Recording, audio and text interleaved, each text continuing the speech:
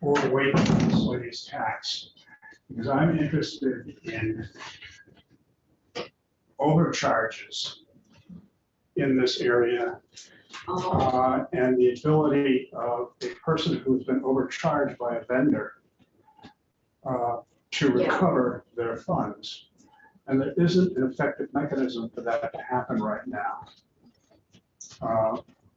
The commissioner, I think, has testified, and again, I'm probably wait to get on the record so that you don't get accused of talking out of school, but that is an issue, and there isn't an effective mechanism for that to happen. I think since we've got 6 days, 7 days left to get everything out of here, that might be better for miscellaneous tax, because it's not, I'm not sure it's germane if somebody wanted to yell about it, because it's about overpayment. Well, I mean, this I is guess about, it is. this is No, about you're right. local option Yep. taxes, and that's what Yep. we're talking about, is local Yep. option taxes, so I think it would be today. Okay. Well, if you can get an amendment together, But council doesn't have much else to do. I know. I'm happy to speak on what's in the miscellaneous tax bill right now. Okay. We are live. This is Senate Finance. I'm going to call the committee to order. Just for those watching with the public, we're down to the last days before crossover. Tomorrow, it looks like our floor schedule is going to go longer than it has been. We've got S5, I believe, will be up. Depending on how many people feel like they need to talk, it could go very short or very long. And at this point, I am planning on our not being back here before 2:30, at which point we have S99 that we will try and get out, and then we're going to try and reschedule the Barry tax increment bill. If they aren't, their schedules don't allow them, we also have Commissioner Tierney. So we're trying to see what her schedule is for a confirmation hearing. So the agenda at this time of year becomes a work in progress. Or dismantlement, I'm not sure which. So we're going to, today, we're all here. And we're going to keep going and get through all of this. It is my hope to vote out S95, which is the banking and insurance housekeeping bill. We are going to hear from the lawyers from DFR about the amendment and see if they think it really is, important, not important, or we make any real difference in case of a bankruptcy or receivership. But right now we are in the local option, and Rebecca Samaroff is here, and the bill just says that any town can, upon a vote of the electorate, institute a local rooms, meals, or sales tax. And the argument is now that everybody has UPS trucks with Amazon, Wayfair, and all those other deliveries, that every town could benefit.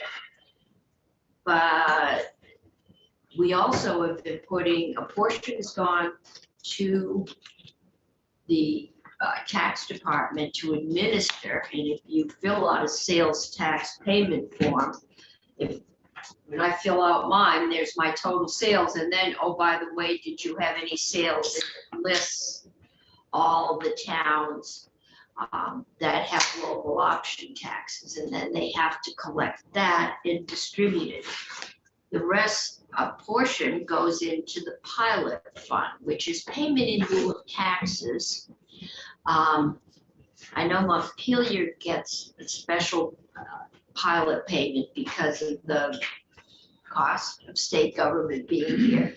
But a lot of, and this impacts every town that has a state tax-free facility. That can be a salt shed, State college. a state college, if you have a state forest, you already receive a payment in lieu of taxes from the state. But if you had a state garage taking up prime real estate, you didn't. So this goes in there. We can continue that. Or we could say, well, since everybody has the ability to raise their own funds, we won't. Or we may just kick that can down the road. But this does put a burden or expands the job of the tax department. So we thought we'd hear from them, any concerns, and see where it goes. Excellent. Well, Rebecca Samaroff, Deputy Commissioner at the Tax Department, thanks so much for the opportunity to come and speak on this.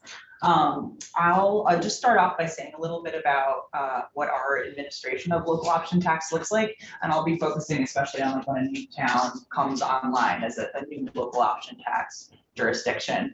So I think it sounds like everyone has a firm handle on the basics that a municipality may elect to add a 1% to either the sales or meals and alcohol or rooms or all of the above components of the state taxes to raise revenue for that municipality. It gets split 70% going to the municipality, 30% going to the pilot fund, and that's less that administrative fee of $5.96.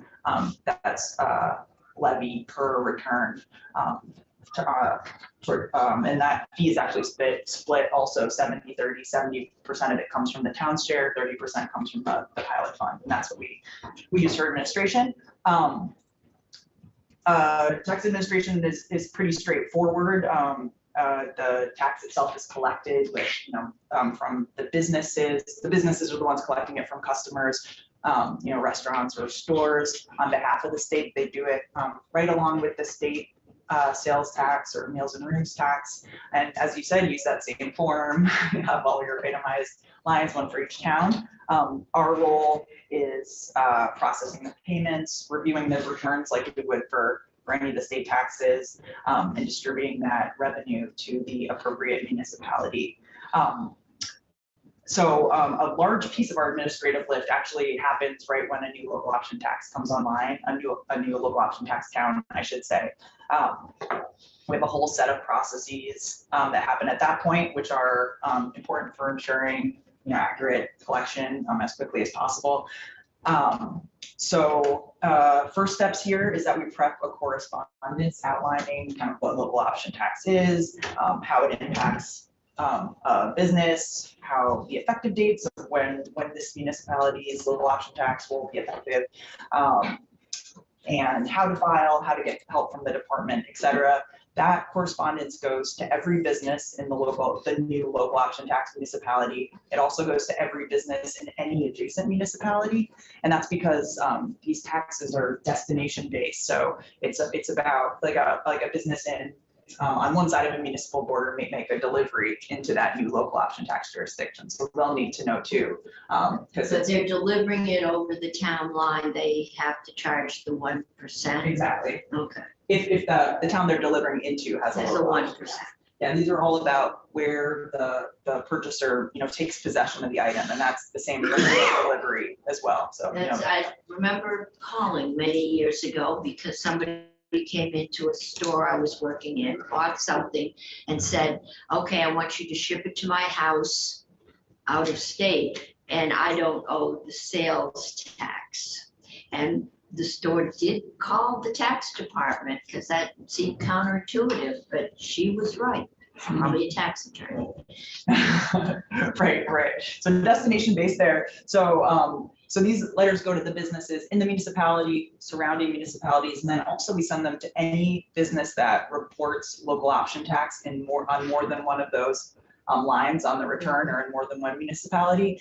So these are businesses that might be like an e-commerce vendor, it might be a utility, or just any business that doesn't necessarily have an address in that town, but is the type of business that needs to know all the towns that have local option tax. So that correspondence is a big help. We obviously update our tax system in the back end and update the forms to include that new municipality. We also update our rate and boundary file that's kept with the Streamlined Sales Tax Alliance. And this is a really like crucial tool for e-commerce compliance for local option tax. Streamline maintains files for all its member states that contain information about, they know exactly which boundaries have local option That tax. explains how Amazon knows where they need to charge the extra 1%. Yeah, great Because it example. pops up on the computer screen. And if it's not the business itself, it's like a third-party vendor whose job it is to provide those services for business. There's plenty of those that, like scrape Streamline or use rate and boundary files for that information, and then kind of like plug into an e-commerce vendor's, shopping cart to correct the tax. Does this apply only to sales tax? It depends what the municipality votes on. So they can do sales tax, they can do sales and meals and rooms and alcohol. They can just do meals and alcohol and not the rooms component. If someone from New Hampshire spends the night in a hotel in Vermont, Mhm. they have to pay rooms and meals. They Yeah. can't say, I'm from New Hampshire. So I don't No, pay." that's a great example, like destination based. If if your body's in the bed in Vermont, then that's where the tax is due. It's like where the customer kind of takes possession of the service. So what about the state sales tax in general, man? Someone comes from New York and picks up a little thing of maple syrup, Well, but it's going to bring it back to New York. But he took possession in Vermont, so sales tax is due. if he said ship it to my home, Oh, That's a different story, right? all right, so it's Great questions. where you take the wrapper off and pour the syrup on your pancakes. I thought I understood this. This is the easy part. I know. It's nothing We easy get about it this. in Yeah. tax. No, but yeah, I guess I am gonna get into even more complexity there. So so we update our boundary file with Streamline, and then we also update our own local option tax rate finder tool on our website, which is something I'll show you guys in a second, actually. Despite all these efforts, lots of communication, over communications, some may say, inevitably, some share of businesses still have some growing pains, like, right around that effective date. That's pretty normal when a new local option tax jurisdiction comes online. But traditionally, these have been pretty limited in scope and duration. We get a lot of calls at the department. We reach out directly to a business if we hear that someone's been mischarged, undercharged, overcharged, try to clear up those issues. But I have to say, as more and more towns elect local option tax, and just as e-commerce becomes, such a bigger part of this type of economic activity, that initial kind of cleanup and getting everyone on board process has been a bigger share of our lift. Jill, if you don't mind putting up my handout, thank you. I have a handout under my name for this testimony, just to show some of the reasons why this administration can be so tricky.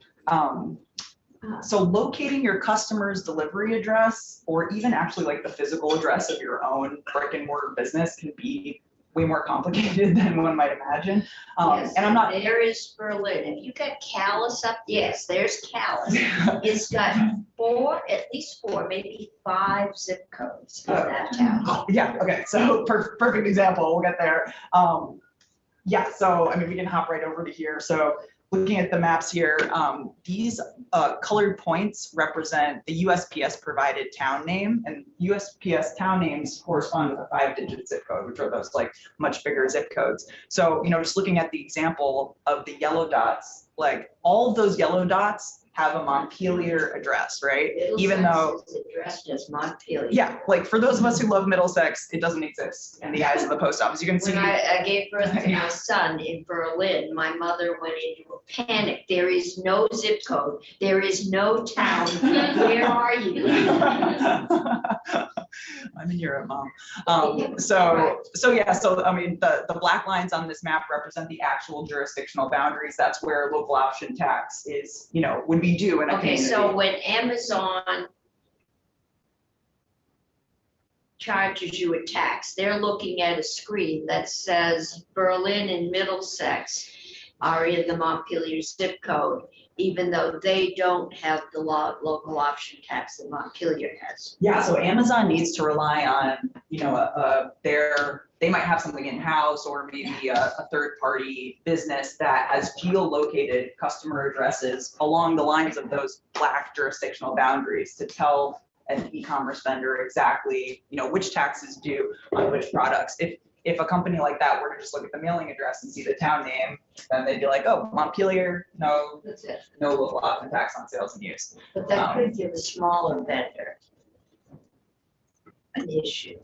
Yeah, so many smaller vendors can also use those free services through Streamline, but that's a great example of when a tool like the one we have at the department website is more effective. And Jill, if you wouldn't mind scrolling down to the second page, I can show you what we're talking about here. Here's just a screen capture from our tool, but the link is live if you guys want to play with it on your devices here. On our website, you can enter a municipality name, but you can also just start entering any Vermont address, and it will pull up the geocoded location of where that address is. I just put in the State House for fun, and you can see it's in Montpelier here. And then the information about local option tax will come up for that address. So you can see in Montpelier, the sales tax is just the standard 6% state rate. The meals tax is 10%, so we have that 1% additional meals rate, and that also applies to alcoholic beverages, so that's listed at 11%. And then you can, and same for rooms, that's 10% because we have a local option rooms tax too. And then you see which local option taxes are applied below. So like for a very small vendor who maybe not have a whole automated system in their shopping cart to do this, they could key in an address and check it out. Okay. And I should point out also that very, very small vendors aren't required to collect sales tax. So if you have I'm sorry, I forget what the threshold is, but there's an annual threshold that if you're below that threshold, like I'm imagining, like an Etsy artist who's sending one or two things into Vermont. Well, Etsy collects, so that's. Oh, yeah, okay, there we go. Etsy Maybe. But if That's you had a website on your Right. own, Not and Etsy artist. is it 10,000? It's either 10 or 100. That's exactly what I'm thinking. I'm gonna This is zero in have to itself. report back, But yeah, if you're an artist in California and you send one piece of blown glass to Vermont and it costs a couple $100, Yeah. you're not gonna get caught in this. However, it would be, the recipient of that piece of artwork, if they were tax Yeah, compliant. You gotta check that little box. Use tax box, right? Pay use tax on that. I point these out to explain why, there's actually a lot more issues than you'd imagine. Even, I'm not talking about Capitol Grounds, the coffee shop doesn't know where they exist in space, but if you're a branch of a national chain, it could be that all these, the tax program is happening in some mothership location in Denver or something, and that that company headquarters might not even correctly know where their branch is located in space, so we run into those issues around. We just had 2 new local option taxes come online in October. They were both, interesting in terms of jurisdictional boundary. One was Berry City, which, is like a little donut hole in the middle of Berry Town. So that boundary is, tricky for people on the ground to navigate. Someone could, very sincerely not know. That is the town where literally there is a housing development and you're out knocking on doors as a candidate and you walk over the town line and there is absolutely nothing that says that you have now moved into Barry Well, Town. now there is. You can use our local option tax rate finder. Yeah. Find out where I am. Yes. But I mean, it really does. And Berlin, it encircles the other, Berlin is another big circling town. Exactly. Yeah. It used to be in Derby, you could walk into Canada and not realize it. Very easily. Yeah. You still can. You just set off bells and whistles. Yeah. So if that's not complicated enough, the other one that came online in October was the city of Essex Junction. So that is a brand new boundary, first new city in 200 years.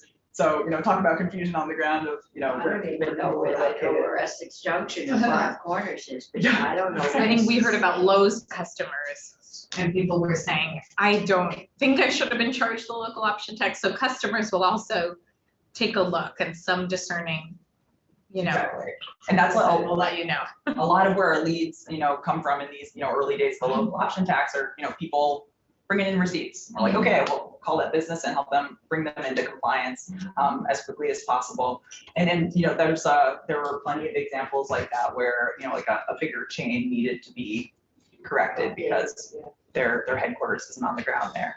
Well, as an example, I was just playing with the local option tax finder. Great. And I put in the address of the property that I've been talking with the commissioner about that overcharged customers about $500,000 in taxes. And I put it in the local option finder and it says no results. Sometimes I find this with, if you're using the address that's listed on Google Maps, sometimes that's like not the address that's, I think this data like pulls from various address files, E911 addresses, and sometimes it's just an address Yeah, I think this strikes me though that this is this is physically where it's located. I think it is the 911 address. Yeah, we can connect about this offline too, because I think I know the business you're talking about, which I don't want to speak about individual companies, but I think this address issue was managed. There's like a listed address and then like a more official address. Well, you wonder when you see things like this, as the more and more local option taxes you get, particularly as they're near borders of towns, is this really an anomaly or is this just bad data? We have gotten out, I should say, besides this one right here, no issues so far with the data behind our local option tax finder. So I'm feeling really good and confident about this. And I should say, the Vermont Center for Geographical Information built this out for us, VCGI, incredible group of map nerds that we have access to here at the state. The only thing I can say is that on my address at my house, when E911 was first started, I, by some chance, went and looked under the hood, and they had me living 3 miles away from where I physically lived. The Yeah. E911 was wrong. Yeah, I think you're, John Adams, who runs VCGI, would probably have so much to say on this topic. I think you're correct that we can only be as good as the address data that's available. It took, I remember when the E911, when 911 went up, and Vermonters were not going to tell the government where they lived. And it was, and that was within the last 20 years. It was very difficult in some areas to get information, and it's come a long way. Now, if we could just stop them from sending trucks through the notch. Could I want to do a tutorial for stupid people, okay? Oh, yeah, let's go there. I want to see. Not stupid, this is very complex. I want to see how this works. I have the real authentic made in Vermont product that I sell, okay? And I'm in Vermont. I'm operating in Vermont. Is this a real, do you sell something or? No. Oh, okay, I was like, what does Dick sell? Real made. Oh, okay. Okay, well, actually, I do have, I have CDs. No one plays them anymore. I have a stack of them, I can't get rid of. But, so I used to sell CDs across state lines, all right? So you live in New Hampshire, which has no sales tax. And you call me up and you say, Yes. I want your Except it CD. says the sales tax rate. is And I tell you what it costs, and I'm prepared to mail it to you. What do I bill you? Do I bill you for the tax? If you're delivering it to the person in New Hampshire and New Hampshire doesn't have a sales tax, then you do not charge tax. Oh, I'm gonna mail it. Yeah. Okay, or. If you're mailing it into the jurisdiction with no sales and use tax, then no tax. Okay. You live in New York. They do have a sales tax. So I'm gonna mail it to New York. Do I charge you the sales tax? You would look up, you can go to your Streamline, sales tax alliance, which may just be plugged into your shopping cart, your electronic shopping cart, technology, and tell you that New York charges sales tax and you should collect it on that. And not just New York, Or you might just have to do they have, one. I think, 5 different sales tax districts.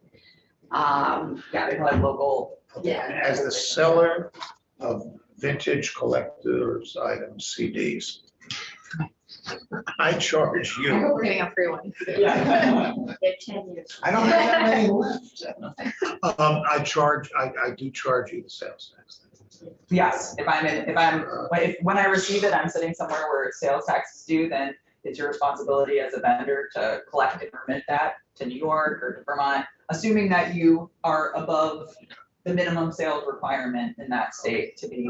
And is there a, I'm not sure. We always paid, in my day, there wasn't a minimum, and that's, I was gonna ask, is there a tiny side gig, little business threshold In Vermont, below there is, which, yeah. which is how much? I think it's $100,000 in sales Yeah, a year this or is- 200. this is Below the- that, Yeah, you know? this is But I the would new love to- interstate commerce, because I was Yeah. actually I had to have a New York State sales tax number and a Massachusetts number and a Pennsylvania number. And I had to annually remit or quarterly or whatever they wanted, anything, the sales tax I had collected in their state. This is new, the minimum, I think, is new with the interstate commerce. You mailed it. Before, nobody would have known if you mailed it. And I mean, it's pretty unenforceable. Yeah, I hate to Maybe speculate Vermont would have known. on the record, but I'll follow up and This- let you guys know what those minimums are. The I like tiny calling it business a side below, gig. below the radar. Yeah, and it has to do with the amount of sales you made into the state, Yeah, right? all right. Yeah, and I'll definitely follow up with that. And if you don't file it and tell them you don't have any sales, you get fined for not filing. Even if you don't owe anything. It's just fun life. So a lot of complexity here. I think I have one more thing to say about this, but I can't remember what it is. So a lot of complexity, you know, the part of our administration when a new town comes online is, you know, becoming bigger and bigger in scope. And it's, you know, it's work we're happy to do because, you know, we're as the folks administering the tax, this all, you know, pays off to us in the long run. It's very important work to be doing, but it's a big lift. So I explain all that just to, you know, get back to our response to this bill. Absolutely understand the rationale here that a limited number of towns currently are able to authorize and enact a local option tax just through a local vote, and those were, you know, designated when Act 60 was created. And then there's, you know, the majority of towns who aren't afforded that flexibility and are required to come to the legislature first to approve the change to their charter. The preference of the department would be to keep that legislative involvement, you know, for the towns where it's required right now. And that's basically just so we have this backstop kind of kept in place for two main reasons. One is that it gives us an opportunity to engage with you all about the pace of this. You know, these are becoming more and more popular, and if like many local option or many towns all at once decided to enact a local option tax, we really worried that we'd struggle to be successful in getting all these processes done.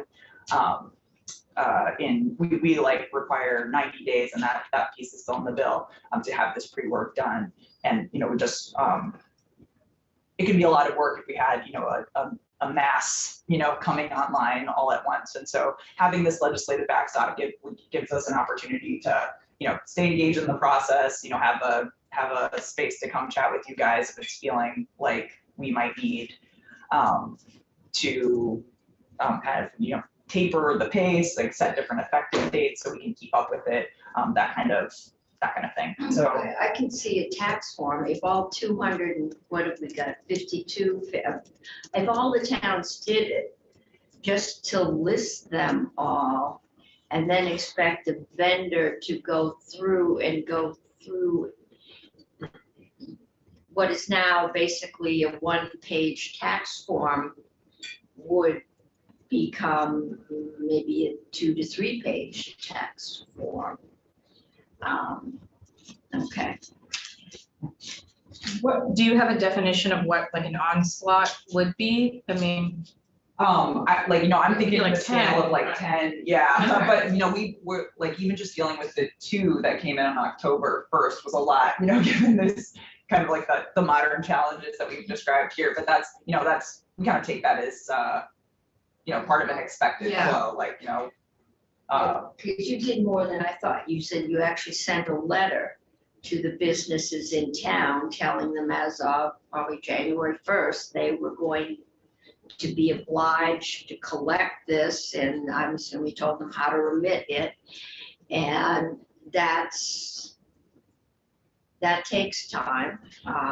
Every time we send a letter, it generates a lot of phone calls too, so that's like really the big side of it. And that's, that's again, not a bad thing. Those phone calls are like, businesses wanting to make sure they understand, like getting the information they need to comply. So, it's all expected part of the process, but just want to be clear, it's not like, the laborers and sending out the laborers. It's just answering the questions, doing the education, updating your map so that all these UPS drivers are, know where they're going, but also the companies know where they have to charge that extra 1%.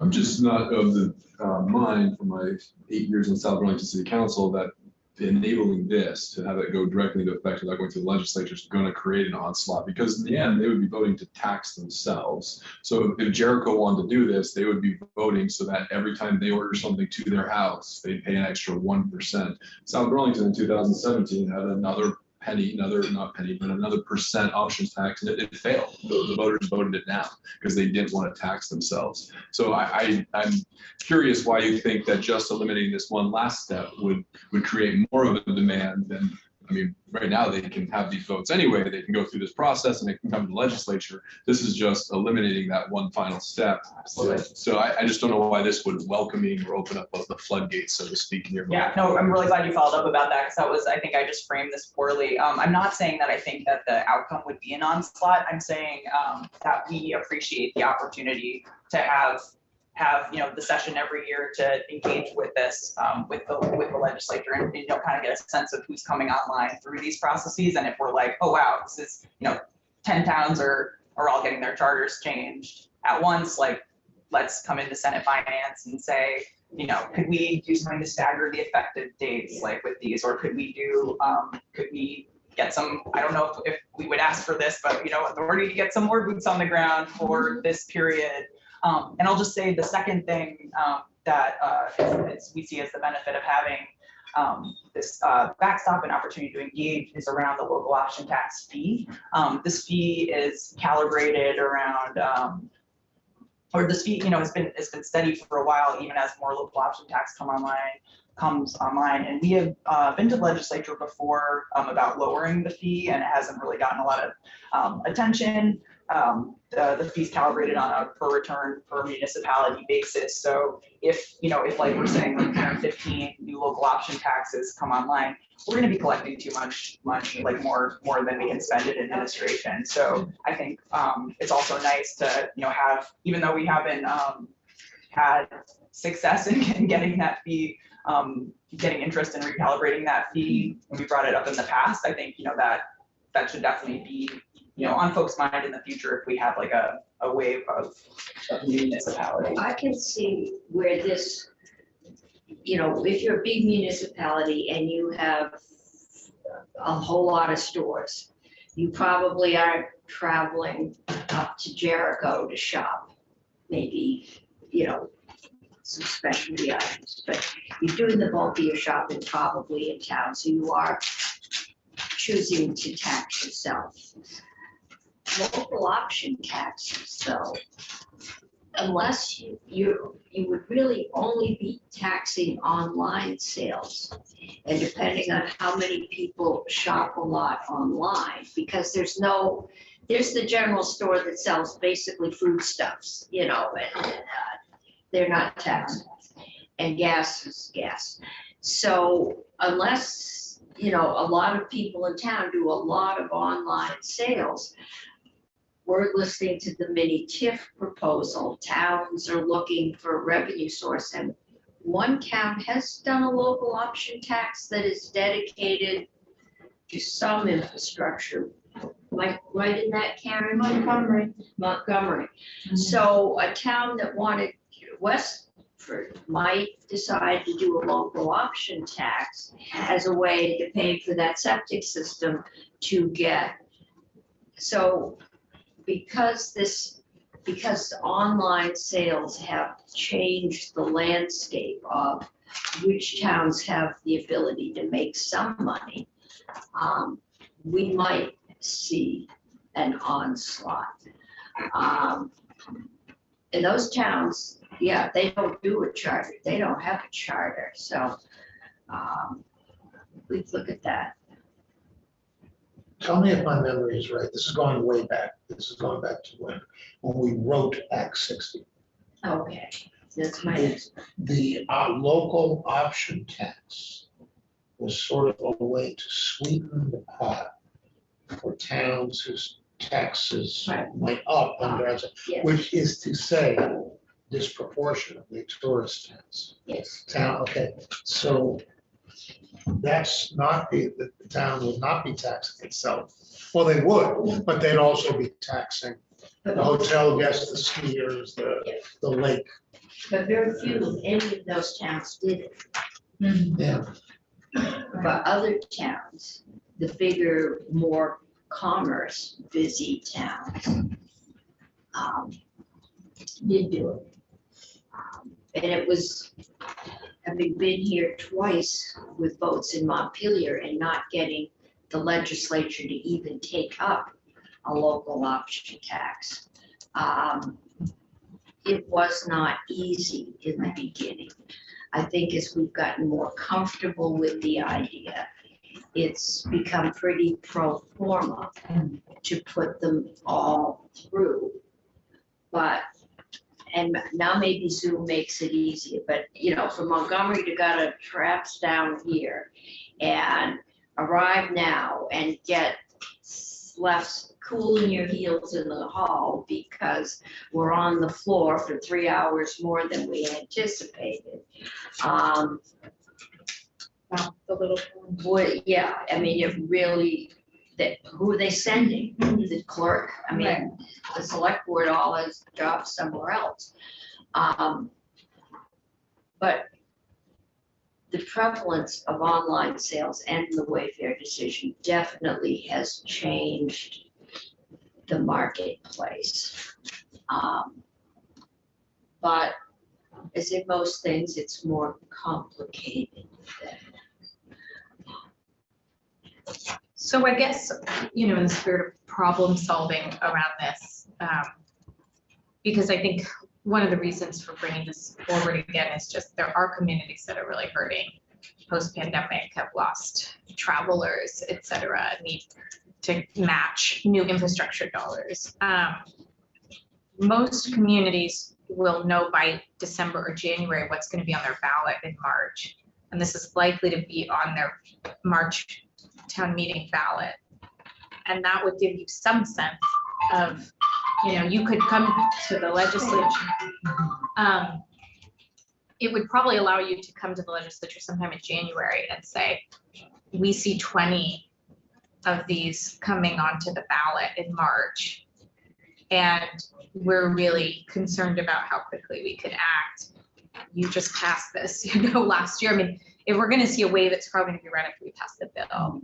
So I'm just trying to really visualize like the issue versus if this had always been in effect. I think anytime we do tax policy, there's a big shift and we need to backfill the one onslaught that we'll probably see.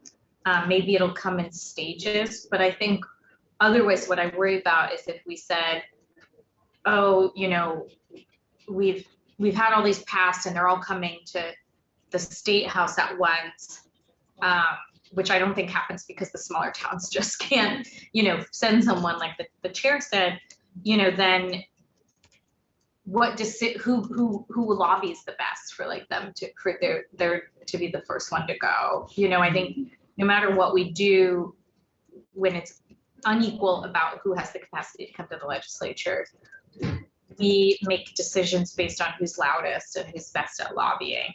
And this is trying to rebalance that. So I'd rather problem solve to help you all address a one-time onslaught than to say, this is a reason to stop these little towns from doing it, frankly, because I think what I've heard from these little towns is really that's part of the reason they don't. Yeah, I think we're gonna hear from Karen and we're running short on time, but is there anything else that, we understand just your ability to handle if there is an onslaught, but if there's 10 towns coming and there's no, by the time they announce, if there's no requirement that they come here, it's too late for us to change the law. We say they don't have to come here.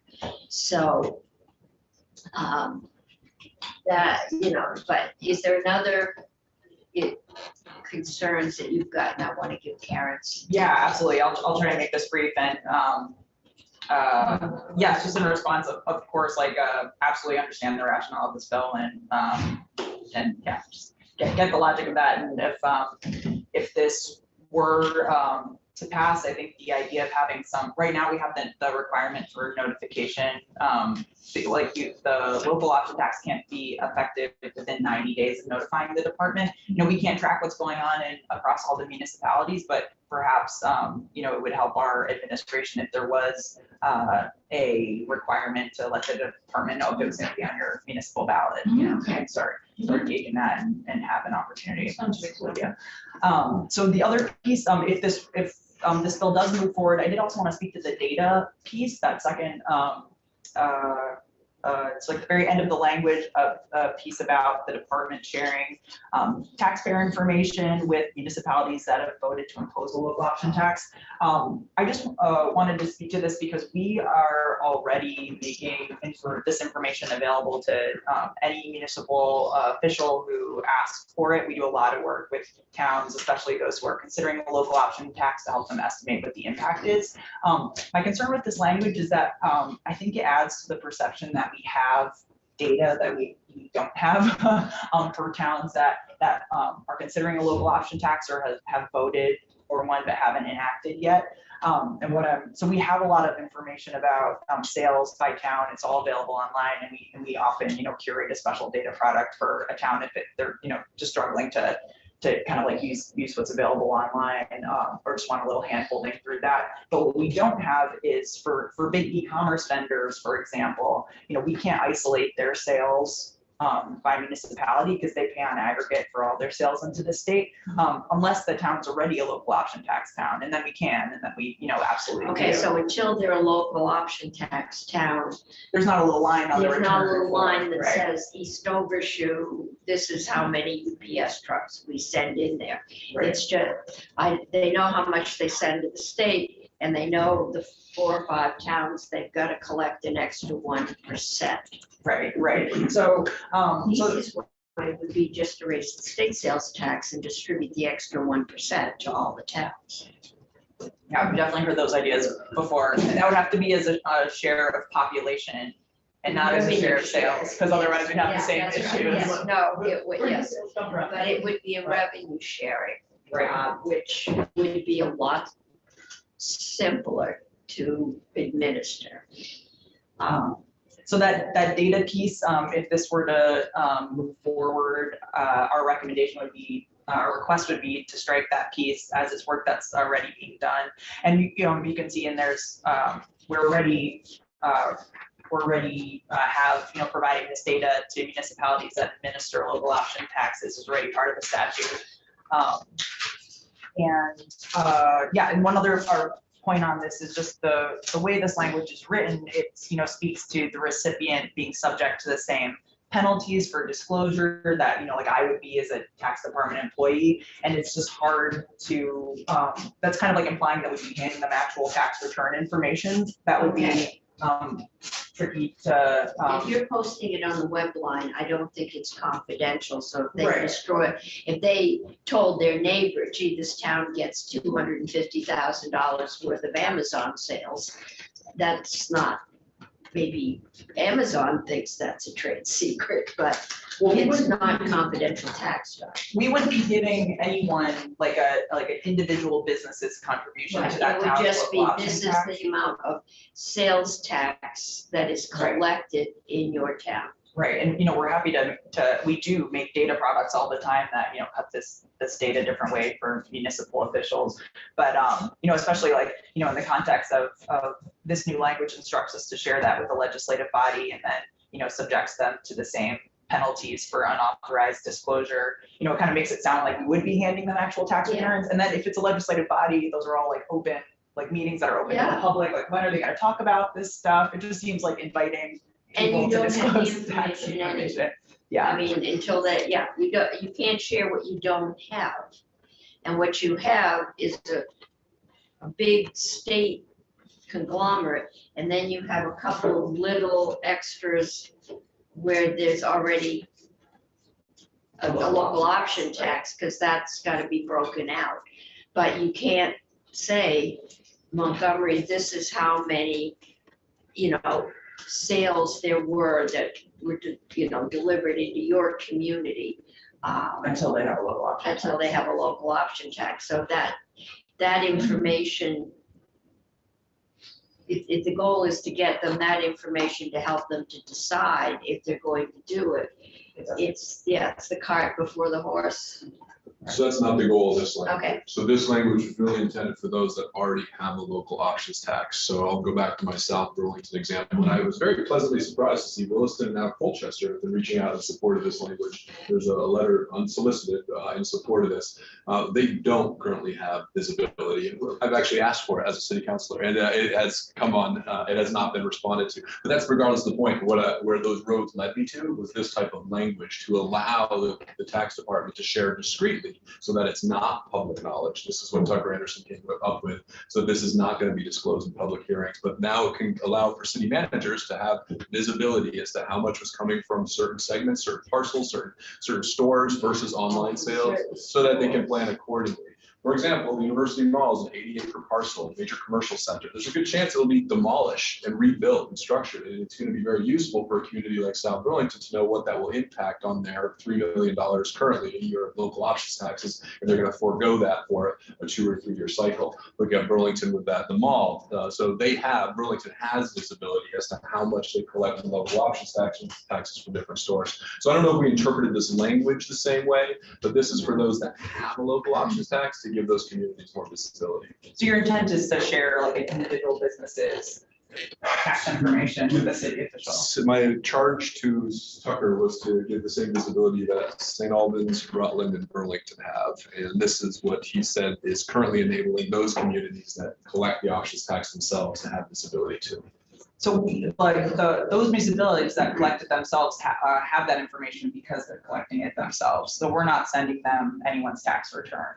That would be, that would be very unprecedented for us. And I assume our taxpayer advocate might want to weigh in on this too. I think Or- that's, yeah. getting in, because you want it for an individual store, not a Yeah. And just or the state keeping that clear. conglomerate of stores, the Blue Mall, the whatever mall, okay. That's. Yeah, that is gonna be problematic for us to support. I can say, but I understand it better now. So that's good. Well, thanks so much for letting me share our perspective on this. Going through the USPS stuff with me, it blows my mind every time. Karen, come on up.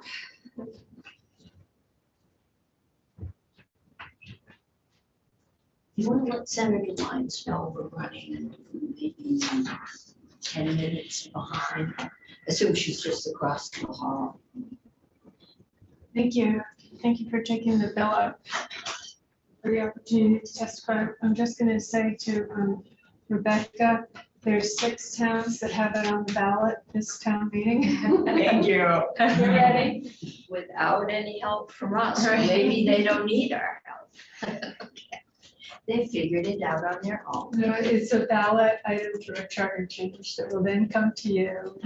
And I think our main concern sort of resulting from the onslaught conversation is if 10 towns came in with that charter change, which town would you ding and not allow to adopt that charter change? I think that's sort of one of the underlying premises of this legislation is that there are so many towns that have the authority now or have the authority to adopt because they were Access State Gold towns. I think there are about 70 of them. Or they already have adopted a local option tax that, I can't, why would the legislature say no, really? And if you're going to say yes anyway, why are you going through that step and taking up that amount of time to discuss those issues? I'm happy to answer questions. I didn't have a lot of prepared testimony today. I I was think just it got us here. into the, this, the state, I'm forgetting the system, the towns are not, we don't have local town rule or local rule. It's Home rule. home rule, yes. It is the towns are creators of the state, and I know Senator White tried to get us to change that and failed. But if you enact legislation that says that gives town permission to adopt local option taxes on their own without coming to the legislature, then you've granted that authority. So, Yes. yeah. Karen, just in the discussion that we just had, is there a date certain that communities could just let the tax department know this is Well, on our ballot? I think we could certainly do that, and you could put a requirement in for that, which sounds entirely reasonable to us, and probably, I would say by December at the latest, towns have to have their budgets in order. Right. In their ballot items. Right. I can get you the specific date. Okay. But, yeah. And the other thing you could do is extend it beyond 90 days, like you can make it 120 days before the tax takes effect. Yeah, right. I think that would satisfy that concern for me. And I know one of the issues that was raised is with the cannabis setup, the only way the towns have any ability to cover any cost, there's always the concern, this is new, is it gonna require police, is it gonna require traffic? What is it? But there was no money or no revenue sharing in the cannabis bill unless the towns had a local sales tax, and then they would get. Right. So I'm wondering, do you know how many of those 6 towns are also cannabis permitting towns? That might be the reason we're seeing.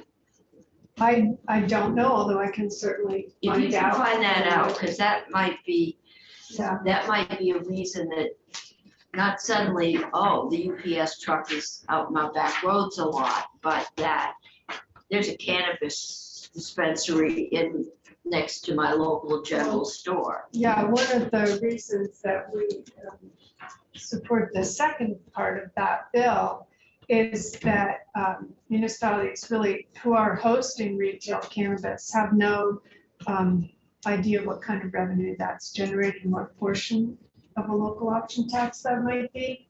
So that was. Well, if they one of have a the local issues. option tax, then the tax department can tell them. If they don't have a local option tax, they don't break it out. It's only if they collect it themselves that they know. Yeah, So that's just a few I- towns. Rebecca maybe able to clarify, but I don't believe that the tax department will say, like cannabis operations Oh. contribute this amount of money to your. Yeah, I local don't option think tax, they can. or anybody else. Yes, that gets into an individual taxpayer's Well, it confidential. might, unless you're Burlington or someplace that's hosting quite a few facilities, so.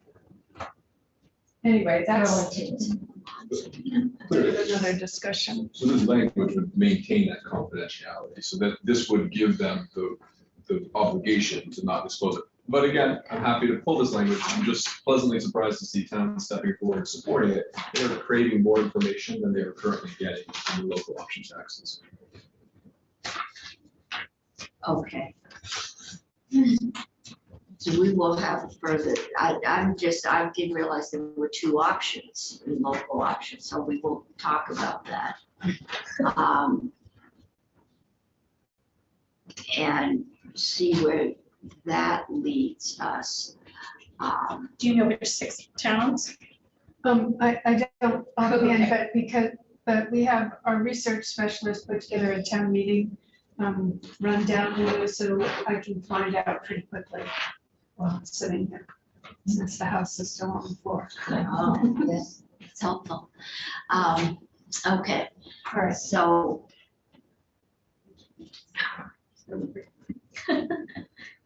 Okay, I just put Senator Lyons off for 10 minutes. So maybe we will take a 10-minute break. But please be back here in 10 minutes.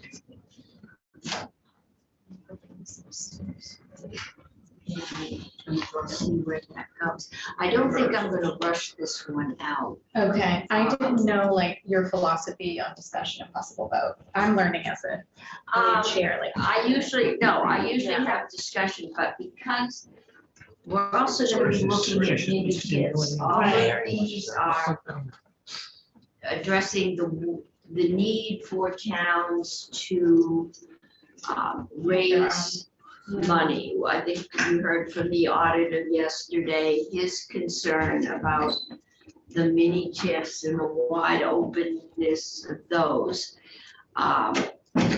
This is another way, I think I haven't heard anyone disagree that the towns need some help. But what's the best way to get it to the most towns and not tax their ability?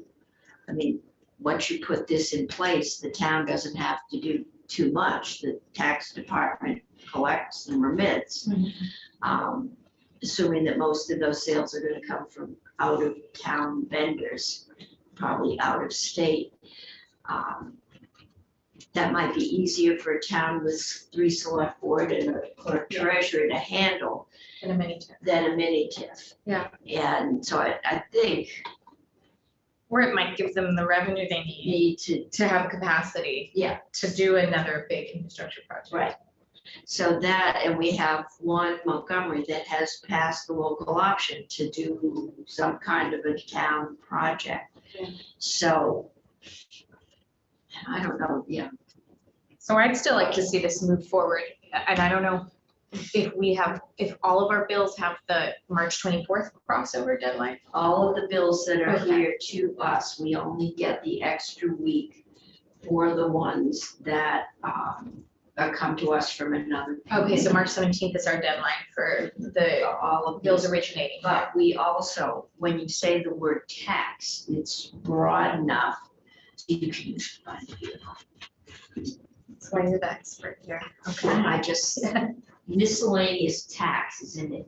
It's such a broad topic. That almost anything fits under that umbrella. So it's the one that gets decorated. And the local option, I think it's probably gone on there before. Yeah, So we don't need to right, rush this. right. Um, I did hear less concerned about the first part, the actual Yeah. local option tax designation versus the data part.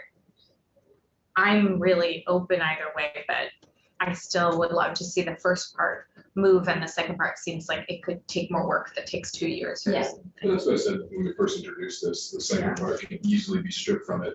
It's just a desire out there and you need to worth exploring further. So, okay. So, Yeah, sorry, I yes. have the 6 towns. Would you Oh, I'm like curious. the 6 towns? Come on up here so we can hear you.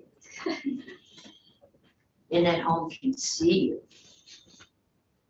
I need this fruit bowl filled up, so it has. So, Karen Horn, again, the 6 towns with local option tax on the ballot are Halifax, rooms tax only, Jamaica, sales, meals, alcoholic beverage and rooms, Londonderry, rooms only, Rutland City, sales tax only, Shelburne, sales, meals, alcoholic beverages and room taxes, Stowe, sales tax only.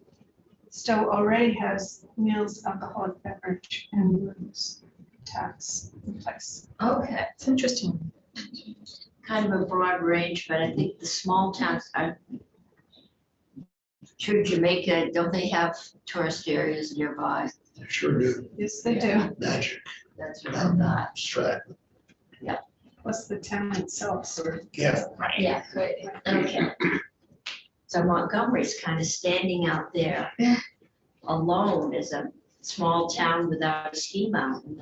Well, they're next to Next Jay. to Oh, they're next to Yeah. Jay. All right, that's right. They And are. it's some wedding venues. It's just Okay. from the wedding. Okay. So can we just cede on those? We're the busiest group of Can pages. we please vote so those will go? Sort of the affordable paper standard.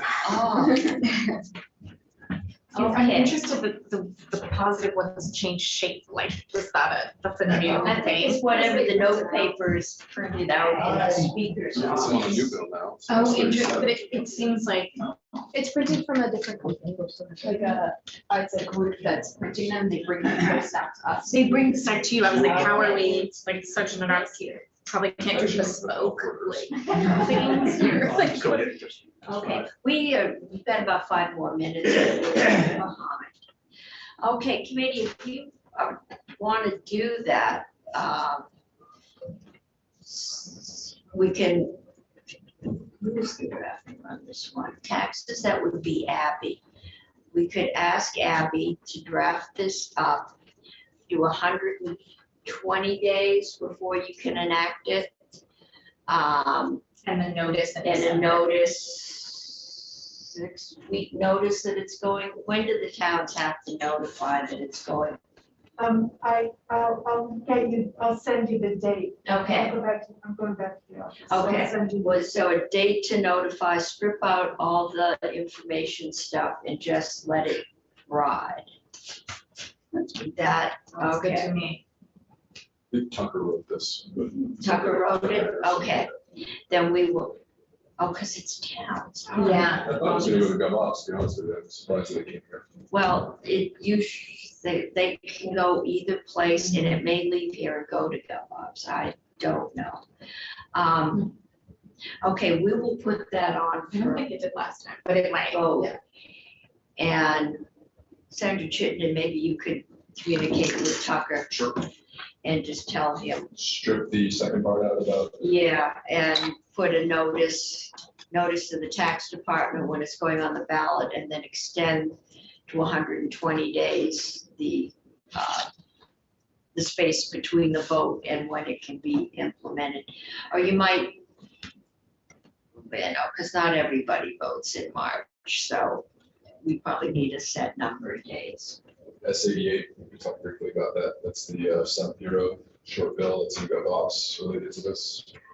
Okay, fair enough. This, I was told by GovOps, should fix South Hero's problem in that they voted for local option tax and enacted it, I guess, without realizing they needed to come to the legislature. But I was also told yesterday that it didn't. I'm willing to attach it, but my recommendation was that GovOps send it out separately because this bill has come out of here before and has not made it through the process. And we need, I don't know that we need to make South Hero whole. Senator Massa may have something. I'm to say sure about Senator that. Mazza does, but I mean, yeah, I mean, it's pretty hard. Goes into the whole TIF thing. Right. This is a town that didn't know Yeah. that they had to get permission to do a local option tax. And that information has been out there for a long time. It's not hidden. It's not anything. And that's, I think, part of, you've got a part-time town government. Mhm. Could be new, you know. Yeah, I mean, it's a mistake. I would like to make them whole, but, you know, what point do you say, you know, gosh, really, you need to keep them all. If I may, Yes. the way that bill is written, it does actually, because I asked Tucker specifically, it does actually establish a charter for South Bureau, and they didn't have one before. So there will be a chapter in the Title 24 appendix that's South Bureau Charter.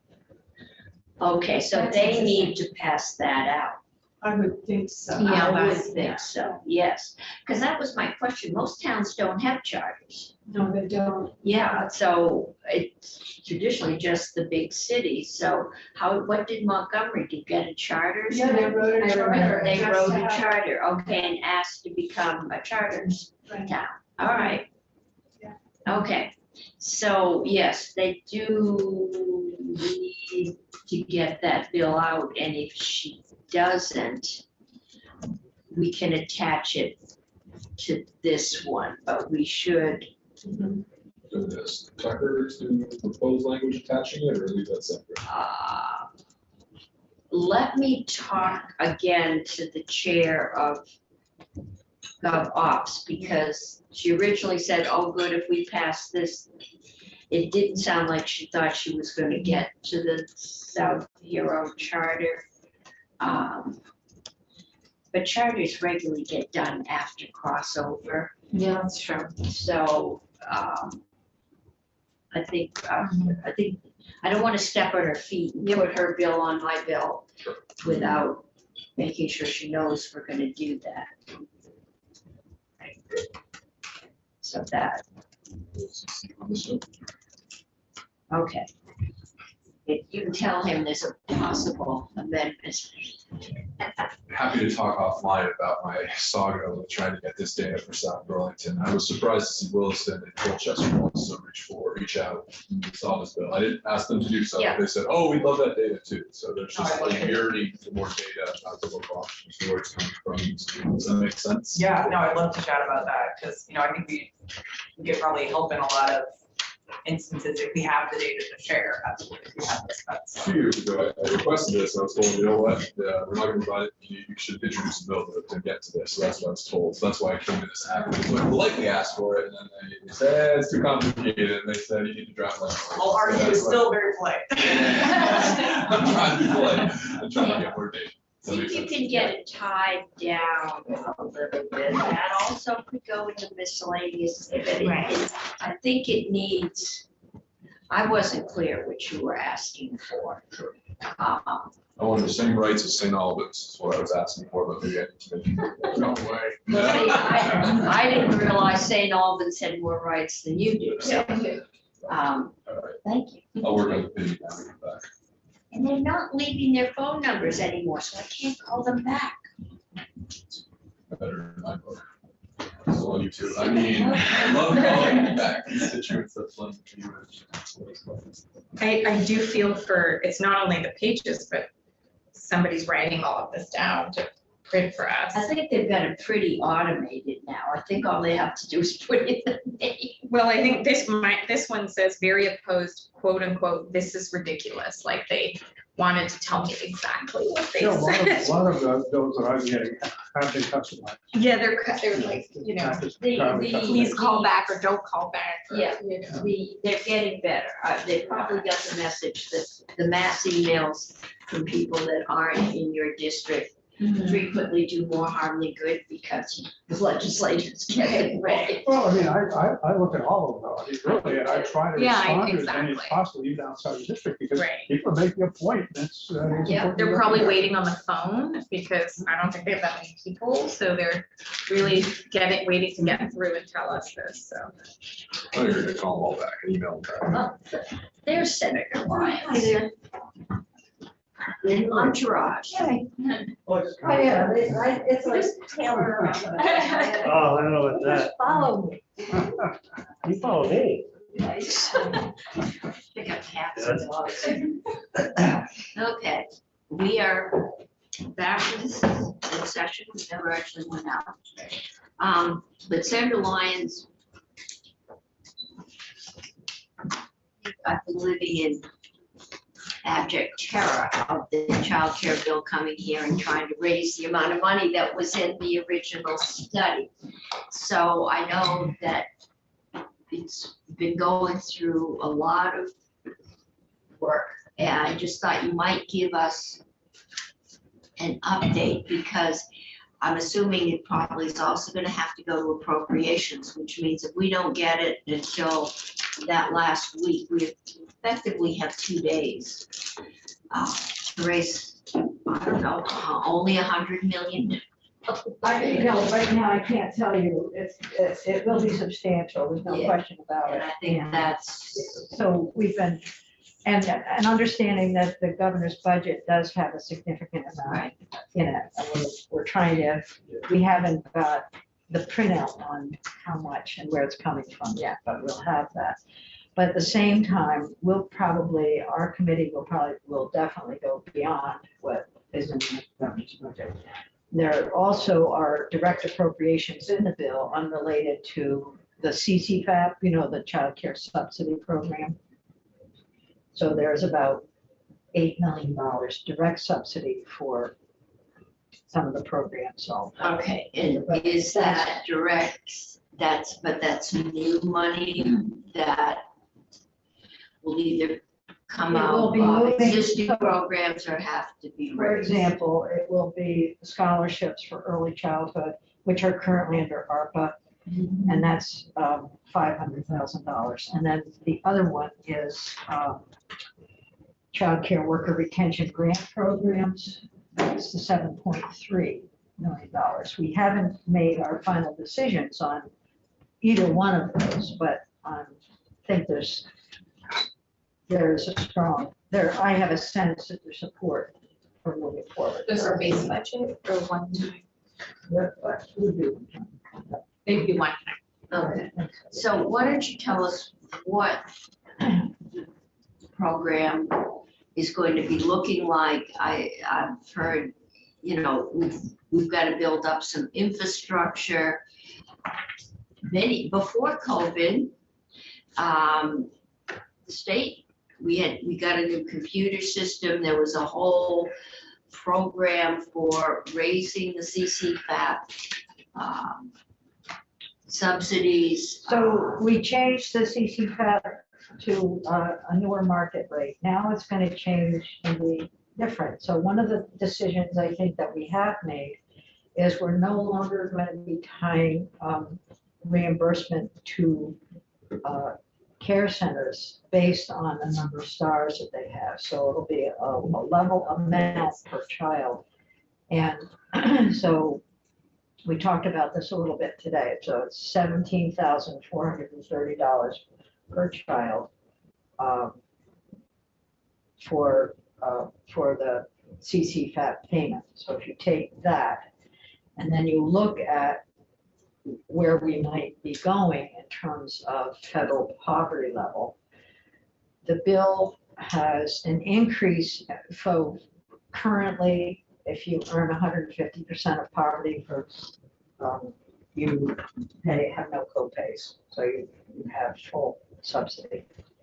If the bill has language, and I think that the committee is supportive of this, of going to 185% of poverty for that level. And then beyond that, That's you pay nothing. yeah, that would be Is there full. like a piece of paper or anything? Well, we will get, I mean, you're Okay. gonna have to ask for that. I'll just tell you where we are. We have Okay. not, this is where we are in our decision. making. Okay, Our decision making now is to affirm the 185% that's in the bill. And then we're also looking at what will be sort of a high income level where we'll see subsidies. So at some point, so let's suppose right now in the bill, I think the 2024 in the bill is 425%. That will probably go up based on information that we've heard from Joint Fiscal today, as it looks like we can get to a nice level place at a higher salary level. And so we'll be talking about that. Where did you just say you were going 185, which is about $45,000. I was in gonna say, 2023. 150 is 37 for family of 3.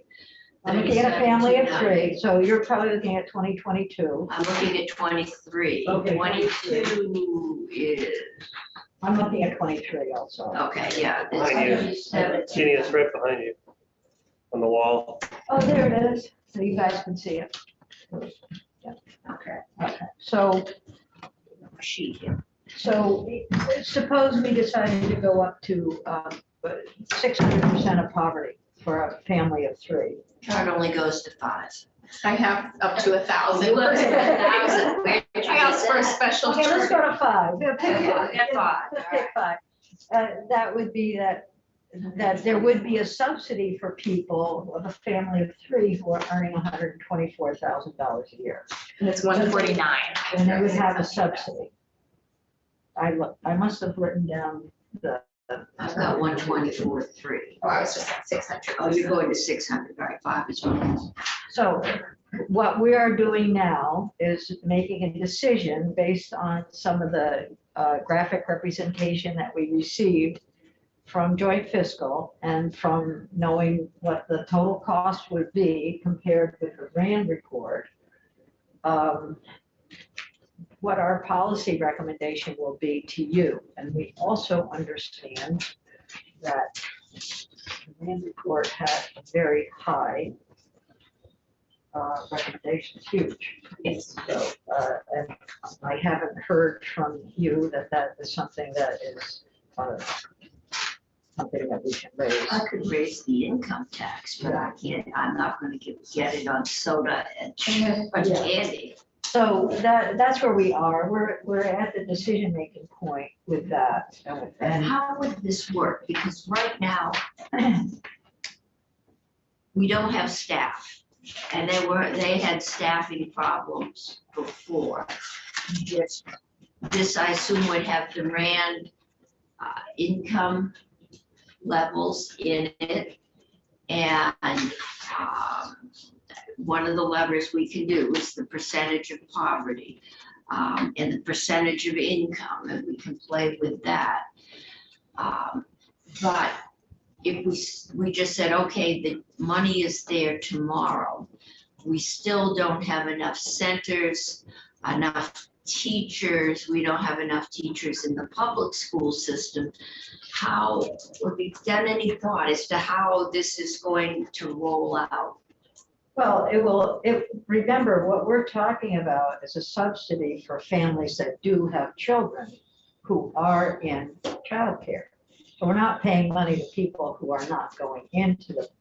Right, but we need the childcare. The other pieces of the bill that I was mentioning earlier, so the loan repayment or the worker incentive programs, those would help to consolidate an interest in working in childcare centers and provide funding for them. The other piece of the bill that will be worked on between now and November is what's known as total cost of care and worker compensation. So the Agency of Human Services and the AOE together will be, and others will, perhaps DOL, will be looking at what, and these are decisions that were just made today, and so we're fine tuning the language. But they'll be looking at how much the actual cost for a childcare center is, and then what would be appropriate compensation based on public school early pre-K. I thought RAND did that. We haven't done that. RAND had income levels. They haven't done it with our Vermont. So that's what we're asking for. We're asking to see how much it costs to run a daycare, including compensation for workers. That's not something that's gonna happen for 2024. So there will be continuing work to ensure that we can go forward. The question you're asking about workforce, of course, I mean, it's huge. It's across so many different sectors. But right now, childcare workers are at the bottom of the barrel in terms of income, and we can't keep them. And so having this work done to look at what is an appropriate compensation, that is really important. The other thing that's very important is ensuring that families have enough money to have kids in care so both parents can work and contribute to the economy. So it's just like this awful little problem. And just to go back, so where we are right now with the bill is looking at what will be the appropriate levels for the family child care assistance subsidy, that how much? How high does it go? And then what's really key for all of us, and it probably is for you as well, is how to avoid the cliff. So when you get up to, when you, suppose it's 500 or 450 or 600, whatever it is, when you get to the next dollar, you have to pay the whole thing. And so having some subsidy or some decline in the amount that the individuals pay will be important. So you're kind of looking at the peak of where it takes up a percentage of your income and then starts to go back down. Yes, but And you're trying to find now, out. the difficulty in this is, our goal has always been 10% of income. Right. But it's gonna be very difficult to get there, regardless of what we do. Well, We're gonna see it at the lower levels of income. It will be probably easier to do, but then we're seeing some changes up above, so. And you'll see it too. Nolan, Joyce will be able to bring in. Joyce did a great, information. she put together some great charts that really illuminate. So to your earlier question that you've asked me, she put together some charts that I think you might want to sit down with her, and it's Okay. really enlightening to help you think about the cliff. It totally is, and so I've picked my favorite one already, that goes up like this and then down like that, so. okay, but I guess for this committee, the question is, how much money do we need to raise this year? And how much money are we gonna need to raise at full rollout? And if we have taxes this year to pay for it, we will probably be collecting more than we need now. But you can't say, well, we're gonna collect, we're gonna raise the tax 0.5% this year, and 1/2 next year, and 1/2 maybe. But, okay. So, what you're saying, I think, is interesting. We heard testimony from Burlington that has an early child care fund. It's only for residents of Burlington. But, so they raise sufficient monies to have in a fund that they can then use to support children and families. So if we're raising more money, there might be, I know that people don't like special funds. Might be something we could do that would be a carry forward. That's your job. I mean, it's trying to get a realistic time frame. Yeah. And are we doing any kind, or has anyone done? How many childcare centers do we need? And where, and what do we have now? So we know, and how are we going to help folks at this time of high inflation to purchase or rent an outfit and bring up to code for a childcare center? I mean, has that money been figured in? That's the total cost of care piece. Yeah. And so we haven't done the mapping, but we have looked at where the numbers of child care centers that we have and where they are across the state. But so that's the mapping piece. We haven't, we've been spending time on some of the other policy issues. But the question about, what was your first part of the question? What was your first statement? cost, okay, total cost of care. We are looking at that, and as I said before, and it will be integrated in with compensation. Okay, but we won't know that. That we won't know that. So what we're doing, Excuse me, just clarify, you won't know it ever, or? no, we when- won't when- know it Until until the end of the November. study. Yeah, so it's a lot of work to pull all of that out. Yeah, But, so what we will be having in the bill will be the CCFAP, where it begins, where we have exempt families of three, be up to 185% of poverty. We will know that. We will also know how high we're going in 2024 and then somehow we're going to also know how that cliff is attenuated. So we'll be able to have, we've already got the wonderful graphic representation from Joyce.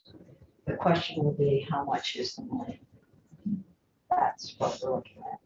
And we've made some policy changes. So we agree with, at this point, I think we've gotten to the stage of agreeing that we're not linking it with stars, where there will be a level funding. We don't have to agree with the total amount. We could go to a lower level. We could say we're not going to the 5-star level. We could go to the 4-star level or 3-star level of quality. We could do that. So there are different options within there. And that's where we are right now in that decision making. The other piece that's in the bill that is your whole jurisdiction is there's a provision in the bill that allows for property tax exemption for childcare centers. So, yes, I knew you would like this one, but that gets to when you started talking about where are the child. That was I'm sorry, I thought that might be a good idea. It would help child care centers have some relief.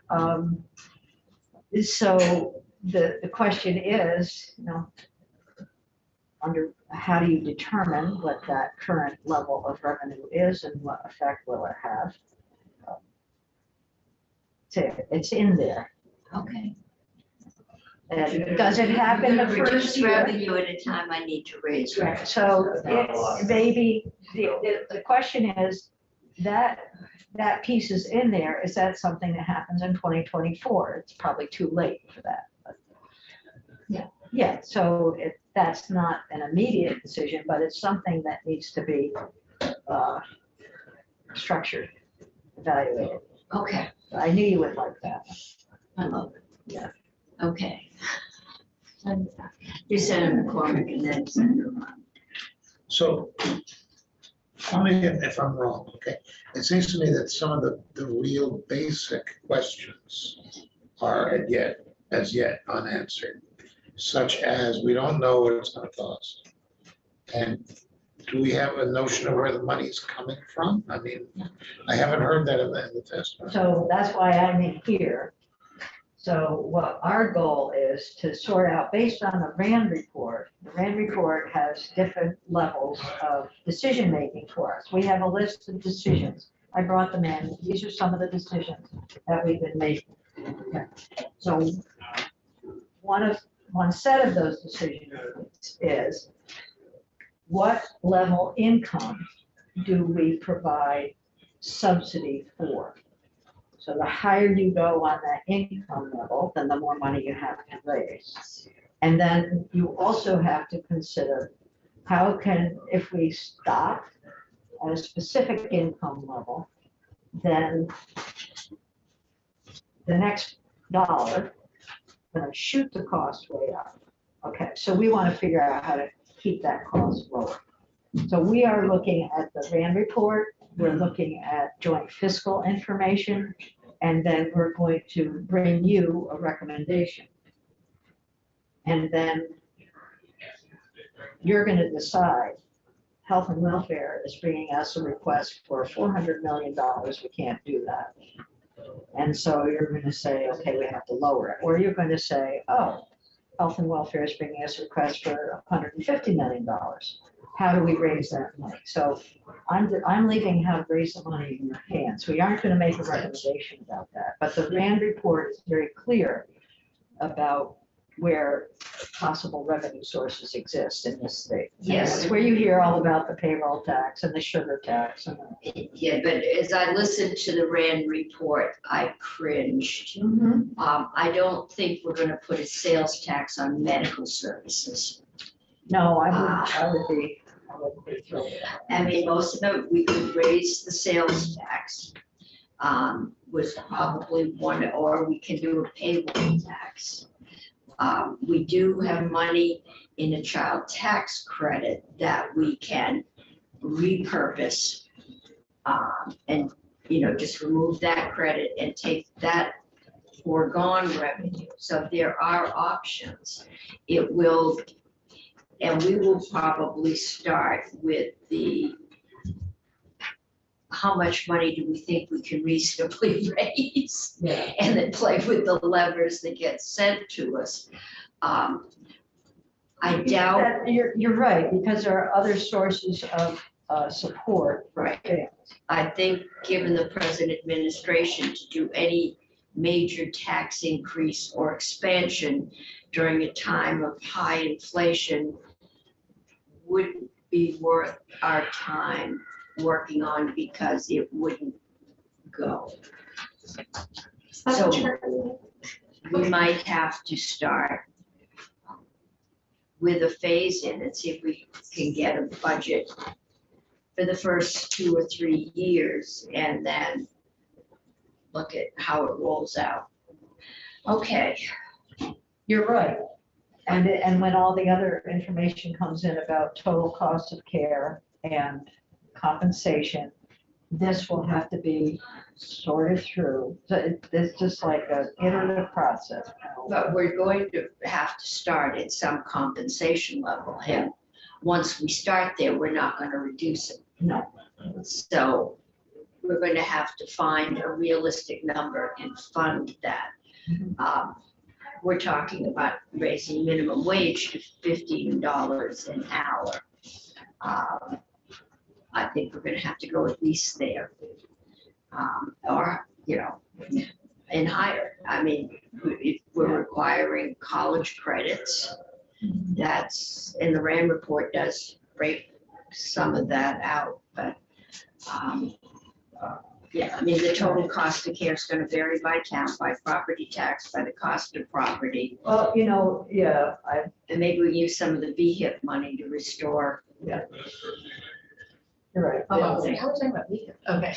We can, no, to restore a storefront into a childcare center. Right. I mean, we're restoring, maybe we can find a way to repurpose some big box stores that are sitting around. Unfortunately, the towns with no childcare have no big box stores either, they're repurposed, but, okay. There are churches that are going there. Yes, there are. Okay, oh, no. I'm sorry. I had just a couple clarifying questions. One, there was conversation about future looking transitional changes going to education, Yeah. but this bill will cover 0 to 5-year-olds or anyone pre-K going to for an early learning center not affiliated with a school district. Okay. That's one question. And two, I guess, after all of your deliberations, do you feel like the money we spent on the RAND report was worth it? Oh, yeah. Okay. It's a very high level report. It's extremely useful. It may strike us as over what this state can afford in many respects, but there's a whole lot of information in there. For example, today we were starting to talk about what is total cost of care, and it's there in the report. And other states are referenced, so we can identify where we fit within the the broader scheme of things. Is total cost of care the $650 something million number? Total cost of care is what goes into a rate. So like, we're gonna add in cost of wages, we're gonna add in the cost of the building. we're gonna add utilities. So what goes into? Oh, I see. So what they look at is, what should be in a rate that's not in a rate now? Okay, That's what the red report. Yeah. okay. It's not just minimum wage, they're talking about the rate we pay. The competitive wage. Yeah. Well, We give them- it's the wage, but the total cost of care includes the cost of the facility, the cost of the director, If we paid them the Yeah. cost to actually run the business. Right. So it's a, if I may, sorry, I'm interrupting. we're gonna have to. Oh, okay, but I'd say in the report also, we may not, they may or may not be doing it, but there's so much information that really gives a lot of foundational basis, like, oh, we can explore this further, or maybe we don't, I think it really. Okay. It's a, Really it's a informed the reference. conversation. It's a reference. Yeah, I wanted to hear that from the policy committee because I don't know. I do want to say one thing, because you brought up the Sorry to pre-K. No, that was good. No, it's really good. It's on page 77 of the RAND report. You can find total cost of care. Anyway, so I never that. Somewhere. the other thing I wanted to say is you brought up pre-K, and the education committee will bring an amendment into us for section 1 that will, I don't know what to say because I'm leaving it to them, but I'm thinking it may be a timeline for planning around how to move forward on pre-K. I'd like to remind you though, however, as you get very excited, oh, that's the other piece we've asked the administration for and for the Agency of Education is to look at increasing the hours that some of our, that our private organizations are eligible for pre-K. So right now it's 10 hours a week. So I've asked for 20, 30, and 40 so we can get a sense of cost. The other thing I would like to share with you, which I think is really important, is infant care.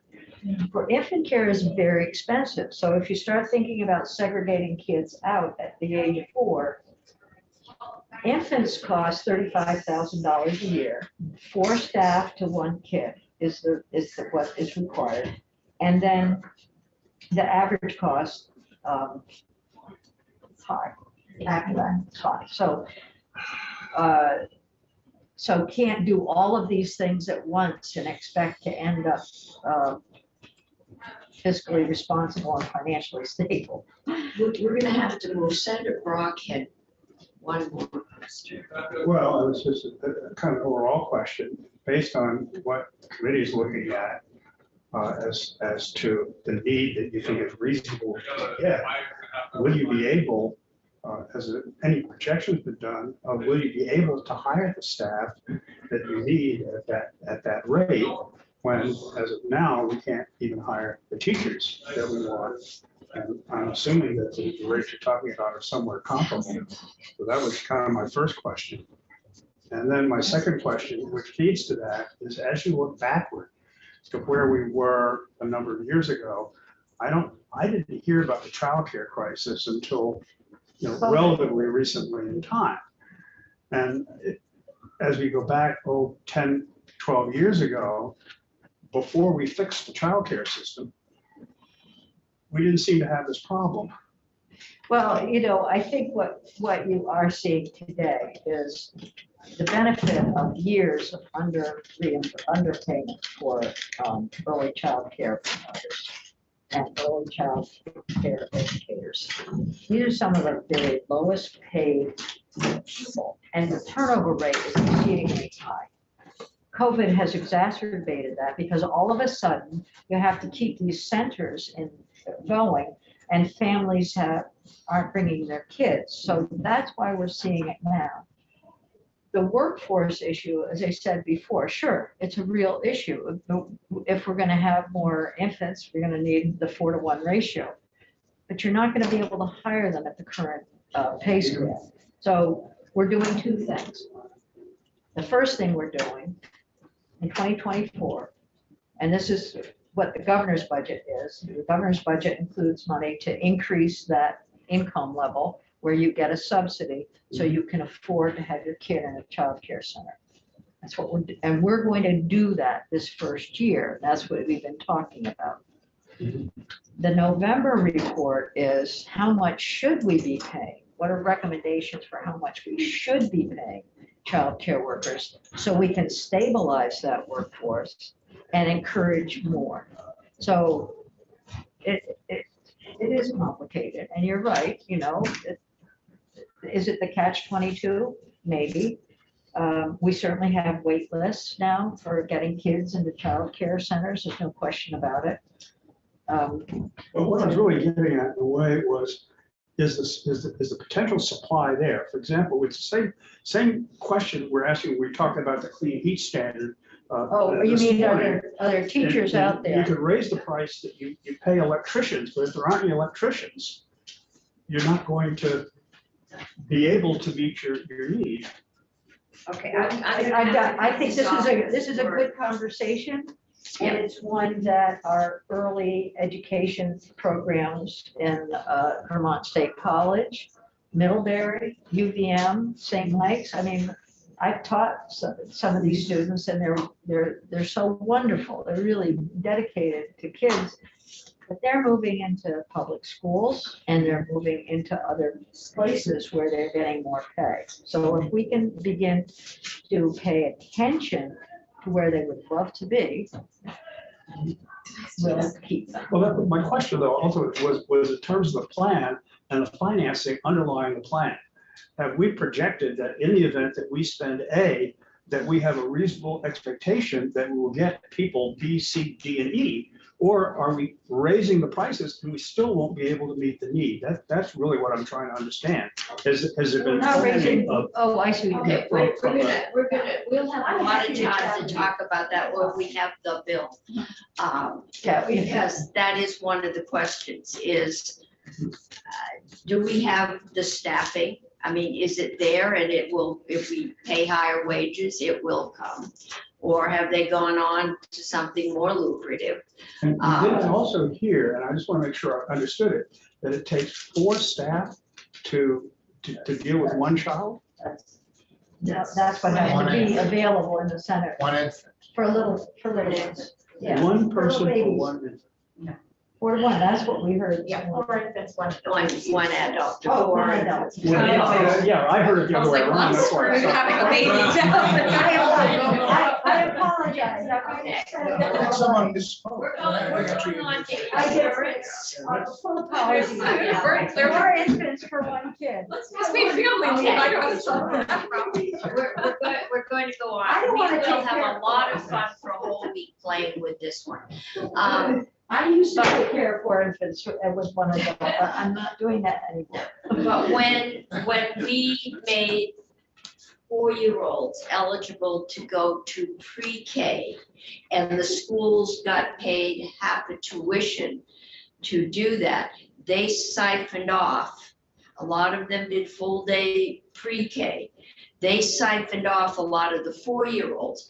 The 4-year-olds, which is significantly larger number of children, they were subsidizing the care of infants. When we siphoned off the money, the care for infants started to dry up because the centers couldn't afford at a cost parents could afford. And this hit centers in wealthier communities. It wasn't just poor towns. So we are part of the problem that we are now trying to fix.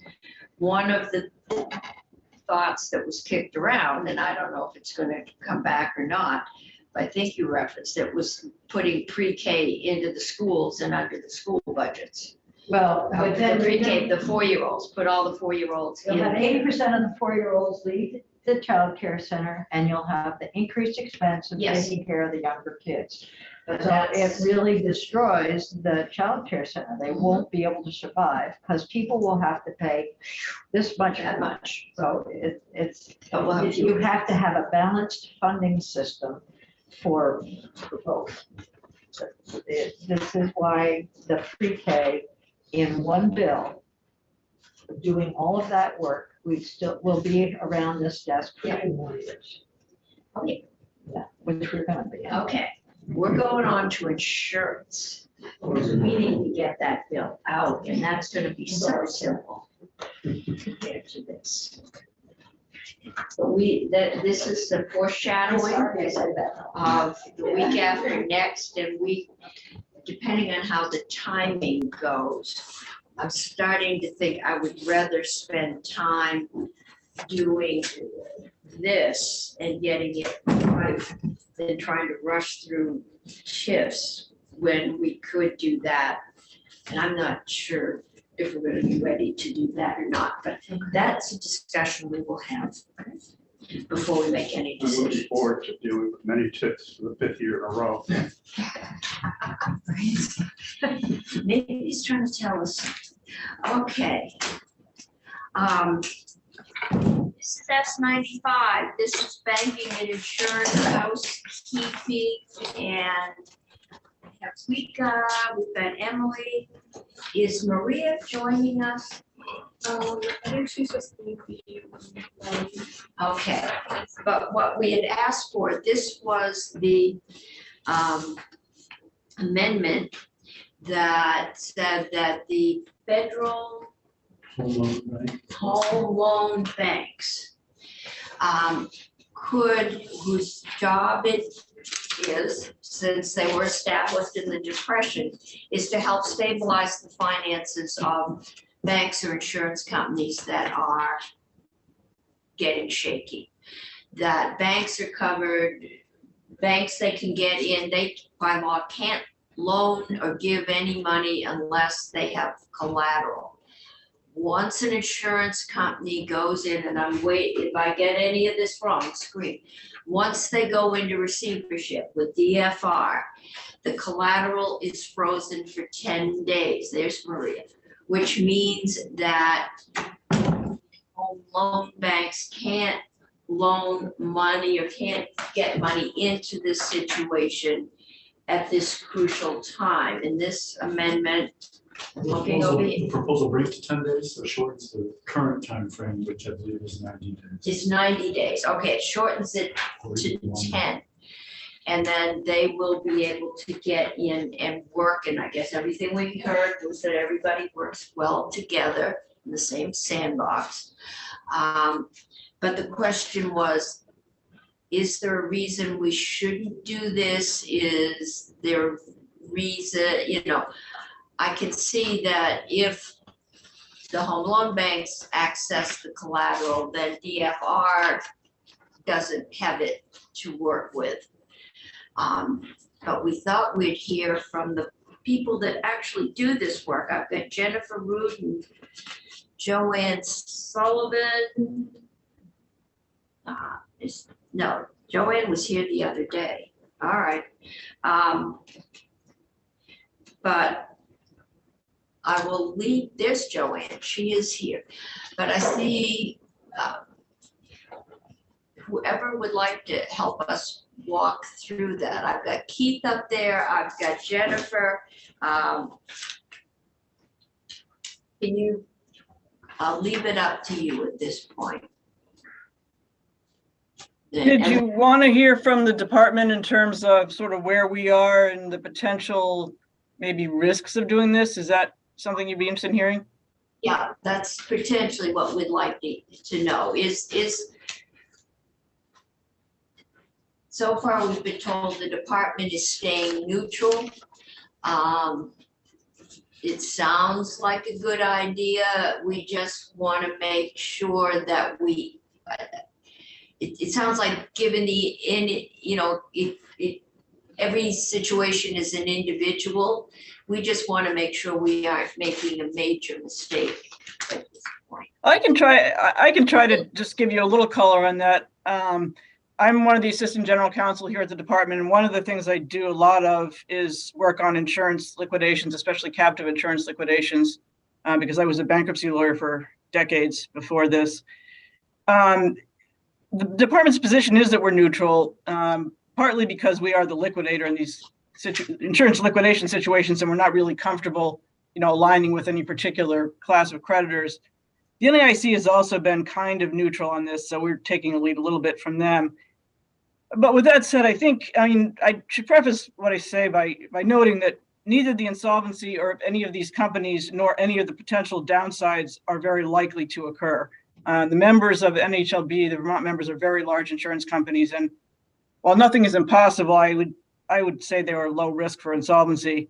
But I guess one concern that maybe is worth thinking about is that the risk that we may be creating a sort of a preferred class of secured creditor that will get. And my understanding is by regulation, federal regulation, FHLB is required to have excess collateral normally. So heading into an insolvency, we're creating a situation in which they have very quick access to more collateral than they need, potentially at the expense of other creditors or at the delay of other creditors. I mean, I'm glad to see that the amendment has language that requires a plan for freeing up excess collateral. I think that's good. And as you noted at the outset, any of this working out properly depends on people working together. But I do have some concern about the delay in freeing up excess collateral and the potential for delay in making that available to other creditors. And the ones of most concern are the insureds with claims, that they sort of the unsecured class of creditors, if you will.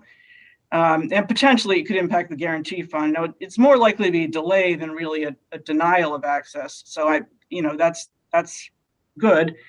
And the other concern is the risk, again, small probably, but that there could be pressure put on these members to make payments kind of out of proportion to the collateral that would be released. So essentially a non-intentional fraudulent payment, or kind of what we would normally regard as a preferential payment, and those will not be avoidable by the receiver. So I guess the major concern, and again, I don't think any of this is very likely, but is that the receiver just is disadvantaged by not having very much time to react to the situation.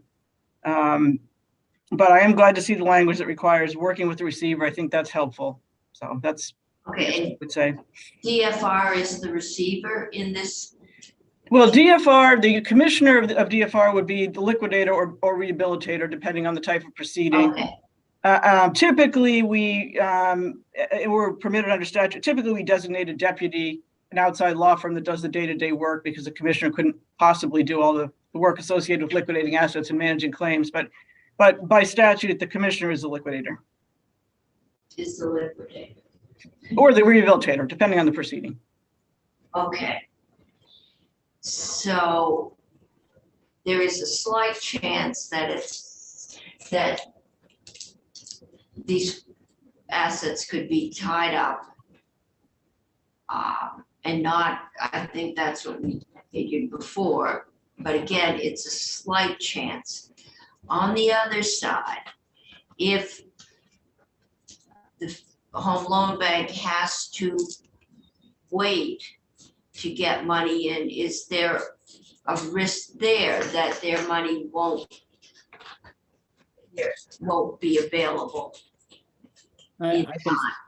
I honestly don't know well enough how the FHLB works in terms of making money available to really answer that question. I mean, I will say I think there's a high risk of delay. I don't think that's a slight risk. I think that's a high risk. But I don't know that it's a lot of delay, given the requirement that they provide a plan to the receiver. And I do think it's a delay. It's not probably ultimately going to take the assets away from anyone else, but it will just complicate the process a little bit of getting them to other creditors. Okay. Are you proposing like a middle route? I mean, are we deciding between 10 days and 90 days?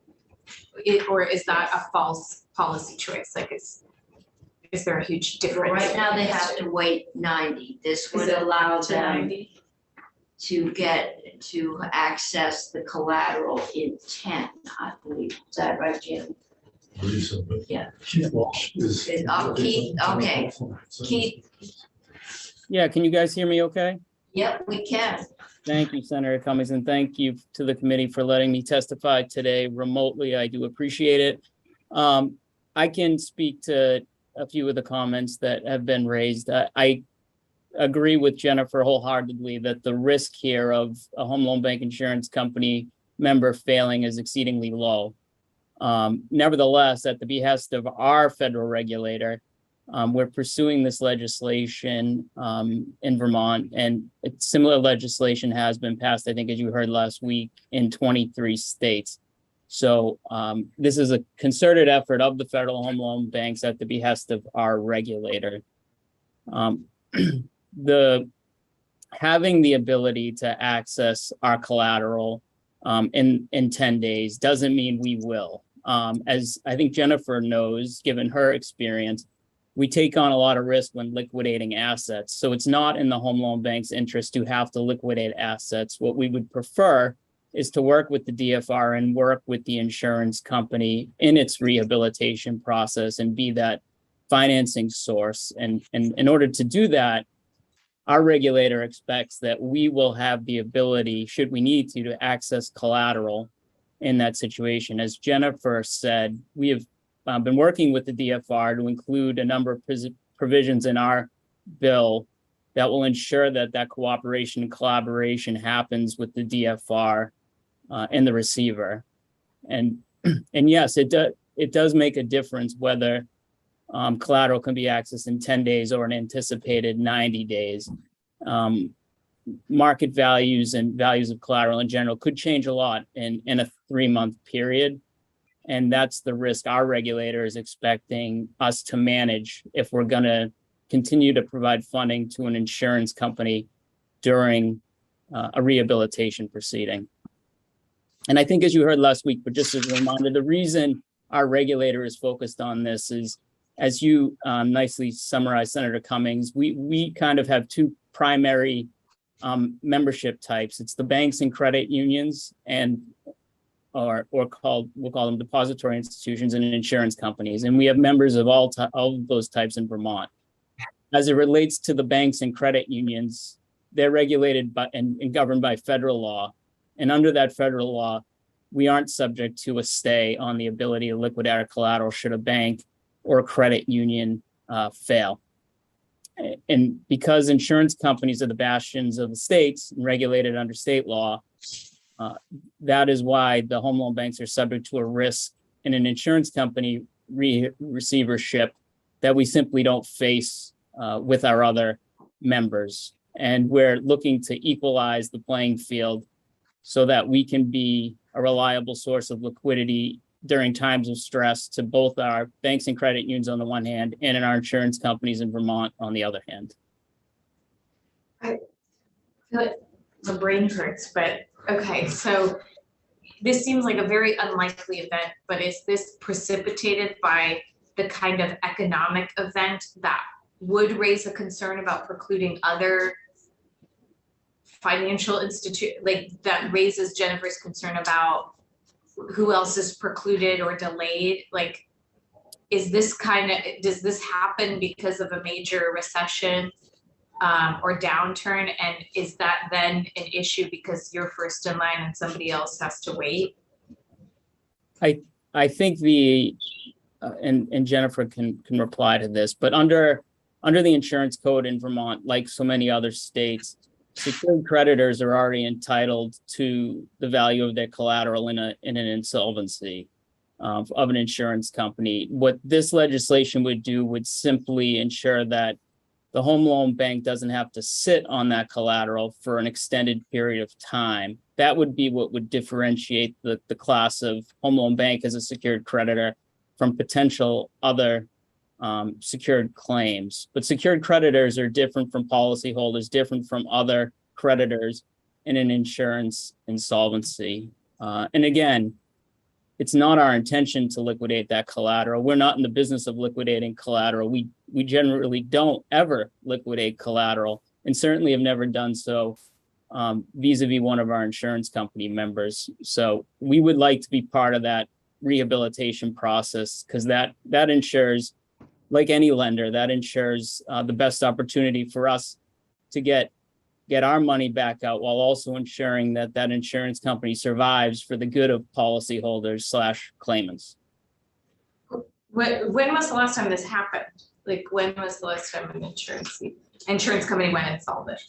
There, in the history of the home loan bank system, which goes back to 1932. We can only find in conjunction with the other home loan banks around the country in 2 instances of an insurance company member failing while having outstanding borrowings from a home loan bank. And in both those cases, the insurance company was rehabilitated either through a sale or other means, such that the home loan bank continued to work with the insurance company, didn't liquidate collateral, and the company was preserved for the benefit of policyholders. What years were those? Matt, I might tag you in. I don't know if you have the years offhand. Yeah, 2009 and 2000, it went from 2009 to 2011, the rehabilitations. Okay. Okay, Senator Chitty. So to Jennifer Root's concern, I'm generally okay with a preferred class of creditors being that this preferred class would have the primary intent of continuity of services and not necessarily insolvency as other creditors might.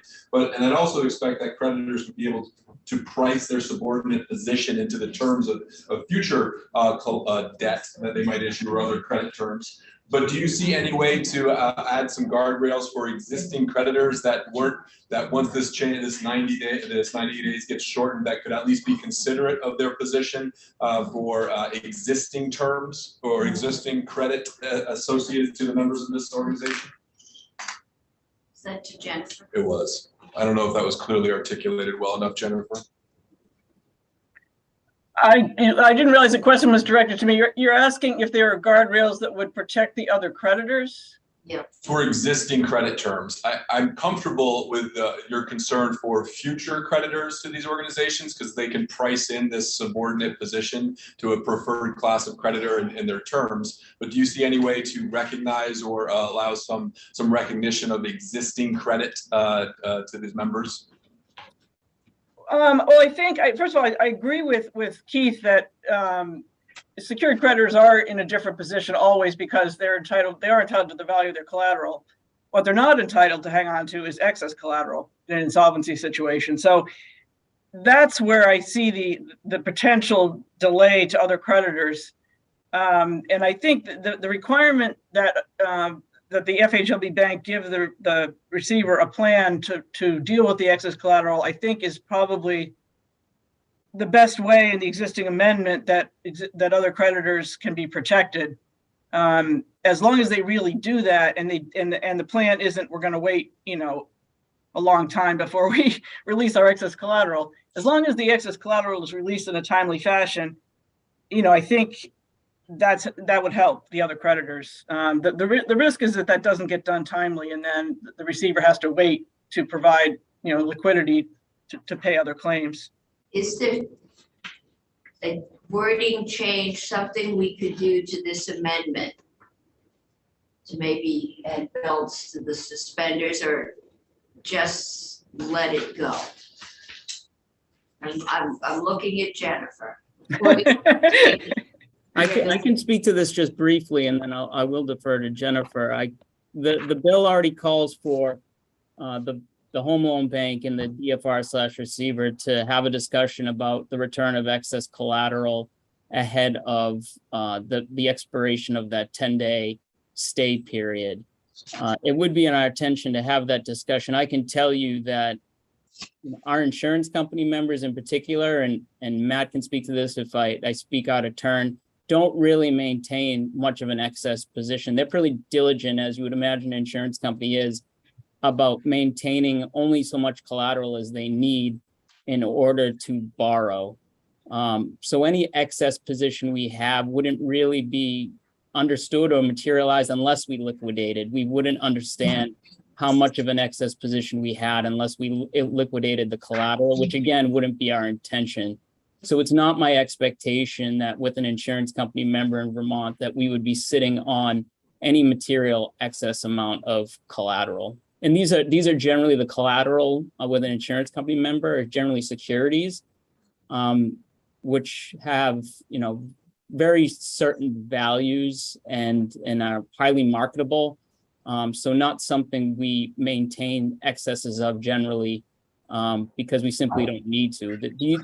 This type of collateral is more liquid, is priced easier than some other types of collateral that certain of our other members might pledge, like home mortgage loans. So, Senator Chittenden. So on that excess collateral piece, you don't calculate it because the reason for your organization, as I understand from the last time you presented, is really to avoid or do everything possible to avoid insolvency, to avoid liquidation, and instead to find those pathways to continuing the services and insurance policies that have been issued. Is that a fair statement? That's exactly right. We, as a government-sponsored enterprise, we have a dual mission to provide liquidity to our members and to support affordable housing and community development. What you're hitting on is that liquidity piece. We're there as a lender of last resort to some of our insurance company members, designed, by Congress not to let our members fail in times of stress. So that's really our goal. Okay, and this has only happened twice since 1938. And that was during the biggest banking or insurance meltdown Since 1930. since 1938 or ever. I mean, That's the Great Depression, correct. The Great Recession was the only time we saw this occur. And the end result in both those cases was positive. so it is rare. Okay. So committee, this is the amendment. We don't have to do it. We've got a 45 or stuff. 71 page bill, freak it out. What's your thoughts on the amendment? Senator Chittenden. So I'm relatively new, I'll play the new guy card. I'm comfortable with this, knowing that it's now, if we get it for crossover, the House can take additional testimony if any creditors are concerned, but from what I understand about this, I'm okay with it. You're right. I'm okay with it, from what I understand about it, trusting that The amendment or what the bill unamended? the amendment. Okay. I thought that's what we're talking about. Anybody else want to chime in on this? I don't know if I'm okay with the underlying bill, I need to look at that. It was the line bill as housekeeping. Okay. Can we have Maria up? Maria, we walked through this the other day. Does somebody have a section by section? Yes. Okay. Okay, yeah, Maria, I understand there's been some technical corrections to this bill that is mostly technical corrections, as it should be, because it is housekeeping. Yes, Maria Royal with Legislative Council, and so do you want me to go over the proposed amendments that are coming that includes just the technical corrections as well as the Okay, you have federal home another, rule? so we now have two amendments to the bill. The one for that we've been talking about, the big one, and then you have put together another amendment with some technical They're all corrections. together. They're all merged. And it's together. posted on your website. Do I have to Okay. share screen or what's the easiest? Yeah, why don't you share Okay. screen? We'll shrink everybody else into little tinier postage stamps. Or you can just get rid of us, that was good.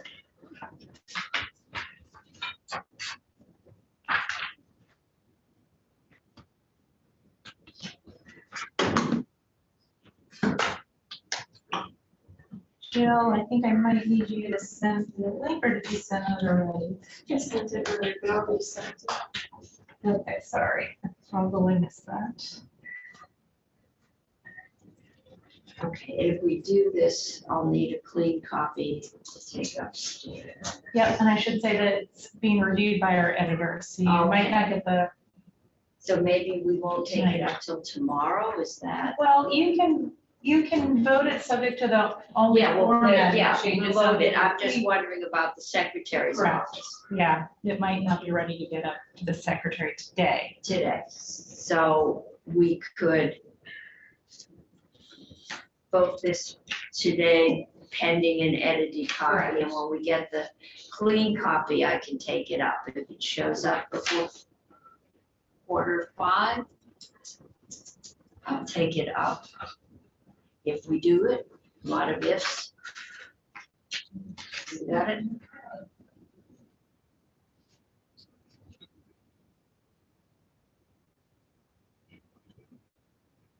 Maria's up there.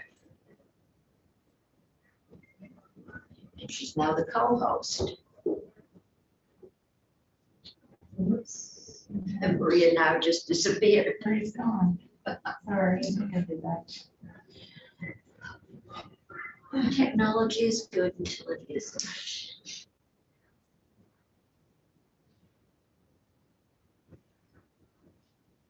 So you read, underlined those 71 pages, so Yes, we already went through that twice. we've been through it twice. It is truly housekeeping. I took notes and I got through about half of the bill. But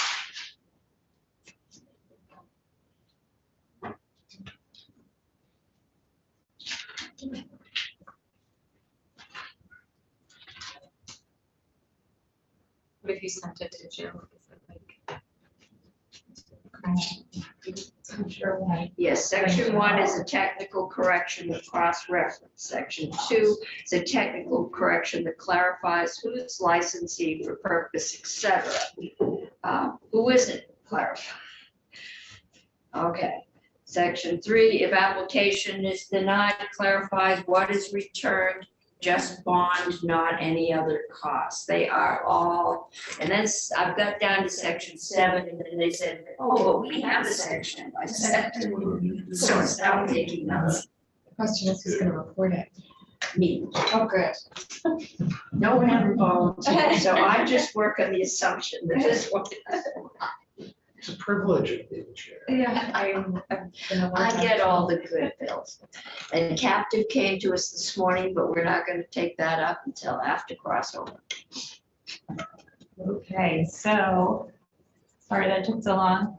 So this is the proposed draft committee amendment, and it's just instances of amendment as opposed to a strike all. And the first 5 instances of amendment are very technical.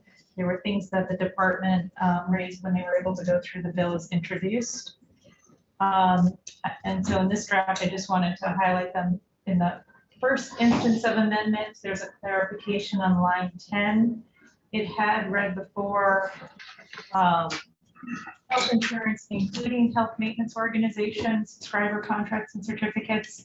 The department wanted to clarify that that was just for purposes of this chapter, because in other chapters of Vermont law, sometimes HMOs are part of health insurance, sometimes they're not. So they just wanted to make that extra clear. And then they just wanted to move the language you'll see stricken here and supplemental policies or contracts to any of these to come after that language that says a certificate under a direct group policy or contract. So. Okay. That's as much stylistic as. Well, it does allow that there are, that it would also include any of the supplemental contracts for that particular group of policies or contracts. So technical correction in the second instance of amendment, it should have said an affiliate of a member insurer as opposed to an affiliated member insurer. Third instance, there's an or that should have been an of. Fourth instance, that provision had to do with liquidations, and so the reference should have been to the liquidator as opposed to the receiver. And again, fifth instance, the term policyholders was used when it should have been policy owners. So those are the very technical amendments. And then the next several sections, or 3 sections, sections 10, sections 11 and 12, is identical to the amendment that is proposed on behalf of the federal That home we've had as a office. separate. And so I just wanted to bring for your attention, just because it was coming up, this is identical language, but in terms of that process that's been talked about, where the department gets process and timeline for the release of excess capital, that's in subsection E. Anyway, I just wanted you to understand the context where that provision was. And that is it, in terms of amendments to the bill as introduced. Okay, so we've got a few technical corrections to what are essentially technical corrections. Correct. And then the biggie, which is allowing that access to capital in less than 90 days, taking that down to 10, a collateral. I'm ready to move this. You're ready to move it? Are we ready? Okay, any, okay, Did I just move that? I moved that. wait, we gotta wait, the clerk is going, okay. Are you ready? This is amendment, 1.1. Right? 1.1, So I moved that we amend S95 with draft 1.1 dated March 1st of 2023. Subject to technical amendment from the editor. Subject to technical amendment. Yeah. okay, and I assume we all have that on our desk. Posted online as well. Okay, further discussion? If not, all those in favor say aye. Aye. Opposed say no. I'm getting that as 601. Okay, and now I need a motion. I moved that we vote favorably on S95 as amended. It's been moved by Senator Hinsdale that we approve S95 as amended. Further discussion? If not, all of those in favor say aye. Aye. Opposed say no. That's 601. Thank you. Please get me the side by side. Yeah, as soon as we get a clean copy, I'll be here until 4:45. Okay, if it's ready, I'll bring it right down. Ready, just let me know. And we've got the original bill and just make sure you leave it for me if you leave before that. Okay. Okay. All right, committee, thank you. We got out one heavy bill. But I think, as you heard today with childcare, we've got a lot of heavy lifting to do on that one. It's another one, I think this one's gonna come to us, that's pretty heavy on aspiration. We'll have a lot of data that we don't have. And I know there's a world of difference between the middle of this state and, well, a fair portion of the East Coast and the center of the West Coast. We've got some population centers that have childcare. We've got some large areas that do. Yeah. And I think we need to look at the hours. I mean, if you're working in Chittenden County and your childcare is in Lamoille County, and you get out of work at 4:30, you're not gonna be able to pick your kid up at Yeah. 4:30. I don't think anyone's sitting pretty like anywhere in the state. Yeah. Everyone I talk to who's in my boat is looking 2 or 3 years out Oh, yeah. for childcare. And we've heard of people that were said, we can hold you a slot, but you have to pay for the 9 months you're pregnant. To hold you a slot. It's very, I mean, it's supply and demand. Use rate or something. And we can do everything we want, but we don't have the workers. And I still don't get the impression that they're profitable.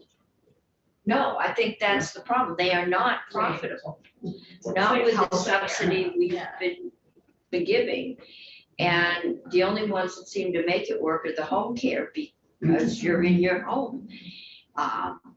But we really went to encouraging the formal center with education, with trained people, and we never upped The the one money. question I to go still with it. have underlying, it's always nagging me, is, does this model, this change achieve any measurable results? Well, I that's- mean, the literature is mixed from what I've read. That concerns me. I think this country childcare has been looked at as women's work and kids were cared for at home and we don't have the system that other countries have where it's been changed earlier, I guess. We just don't.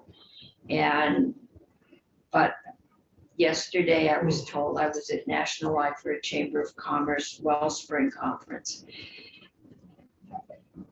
They need childcare before they need paid family leave. Most of them are doing paid family leave, but they can't get workers.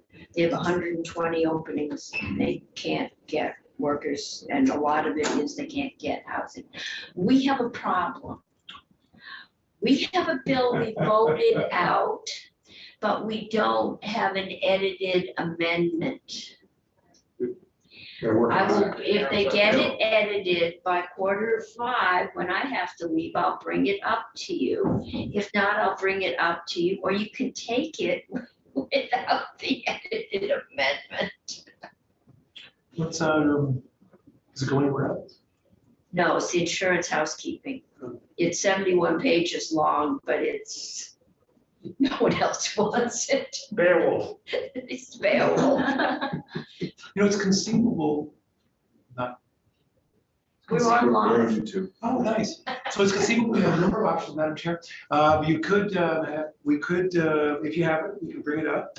If not, it may make a difference on your scheduling, because if we don't get it till tomorrow, it will not come up on the floor till the Tuesday after town meeting.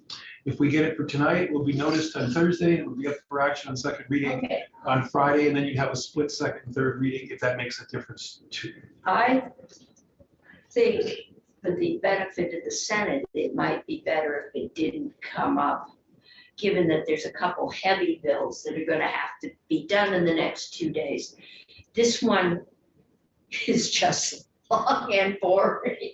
So that's, we will wait if you'd like us to, Okay. but if not, it would be on notice on Friday. And be up That would be fine. As soon as I get that edited, I'll bring it up, as soon as I get the edited copy. Okay. Anything else? No, we've got a 71-page bill. I mean. Congratulations.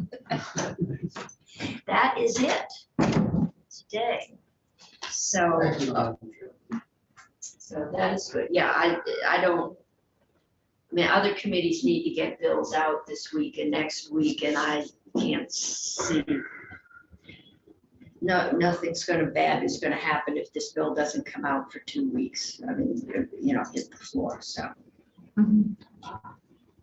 Yeah, and I don't want people throwing things at me when we've been up there for 2 hours to do this. Okay, so that works. I think that's it for today, unless anyone else has anything. We weren't able to find Commissioner Tierney or anybody. We're trying to reschedule. Tomorrow we'll do S99 because Senator Chittenden has a commitment and needs to leave. I'm figuring we won't be off the floor before 2:30. I'm trying to see, we had mini TIFs, and I was just gonna ask you or the sponsors to explain how it was gonna work. That we can put off. Oh, yeah. And then, but we have the Barry TIF extension. So, and we have Commissioner Tierney's confirmation. So I'm gonna, if they're free and can do it on Zoom, I'm gonna try and reschedule them in depending on what the floor time looks like tomorrow. And then Friday, we're doing Hartford. I forget what else. But rest well over the break because childcare is coming. And if we don't get it done,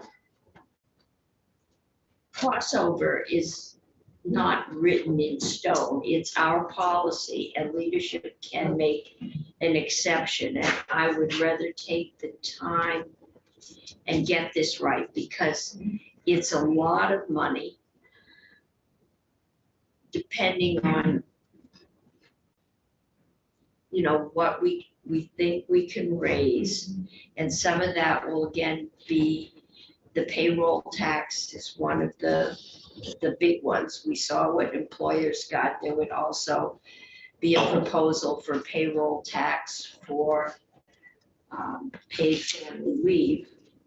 So how much can we hit there, and, you know, who would it hurt the most?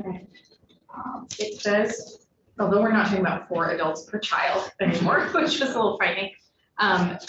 For me, it does raise the question that for a more generous paid family leave allotment, you're still paying less than most infant childcare options. So there is a relationship there.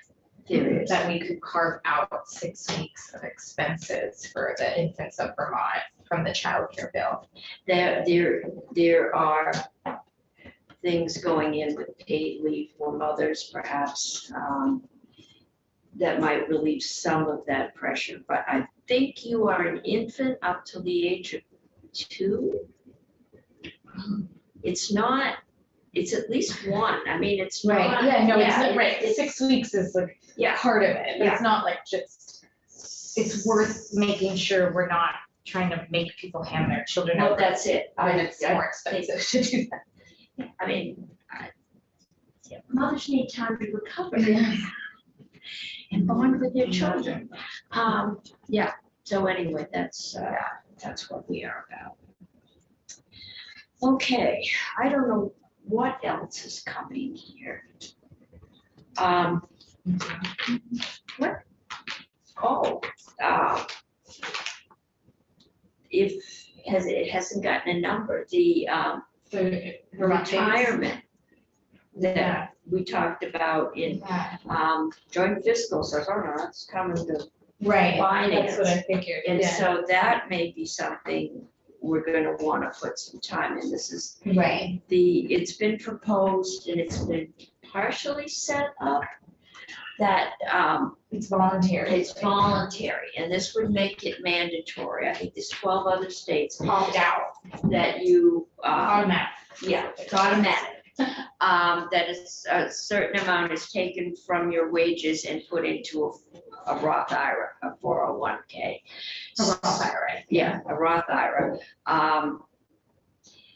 According to the treasurer, one of the good things is we don't want you to draw this back down, but you can draw the principal out if you find that your car blows up and you need a car to get to work. You have agency, that's your money. But it would be really an automatic savings plan for everybody who's whose employer Opt out doesn't is an offer. opt-in, Yeah. which the opt-in, like 12 people took advantage of it or I mean, something. frankly, I spoke a little bit this morning before we met with Mike. I think it's a great idea. Yeah. I really do. So your economic development really- committee probably thinks it's a great idea. Well, and There's very few things I think are a great idea. Yeah, exactly. I know, I think We that's all true. agree. No, I mean, I remember when Beth Pierce first came in and she said something like 80% of Vermonters had no retirement savings. I mean, it was, you know. Right. But a whole generation grew up thinking Social Security, that was my retirement. I couldn't live on my Social Security. I couldn't buy groceries on my Social Security. Right. Now, I doubt it will hit, the 70%, but I think the projection is probably high. But it's based on what, Oregon? some other states Connecticut, that Rhode are- Island, I mean, we've got, Surprising. Yeah. yeah, I There's a doubt lot of it'll be that models high, and though. they're working. and they're working, and we would probably partner with somebody else with the experience and. I suggested to it this morning, though, to think about a self-funding idea. In other words, you collect a certain amount of money during the early years that you've got to anyway for the administration of the plan. The more you do, the less you need. And then what you do is you sort of do it sort of like a mini tip, is you take some of that money and you pay it back to cover the initial costs that you put out before you're collecting the fees. Yeah. The fee, and that would be a way to make it a program. This is starting to sound like cannabis. I mean, I think it actually makes sense Well, to do it that way. And the bill also has to go to appropriations because it appropriates money But they're I warned anticipating them it to be today half when we the were money. going over revenues and budgets.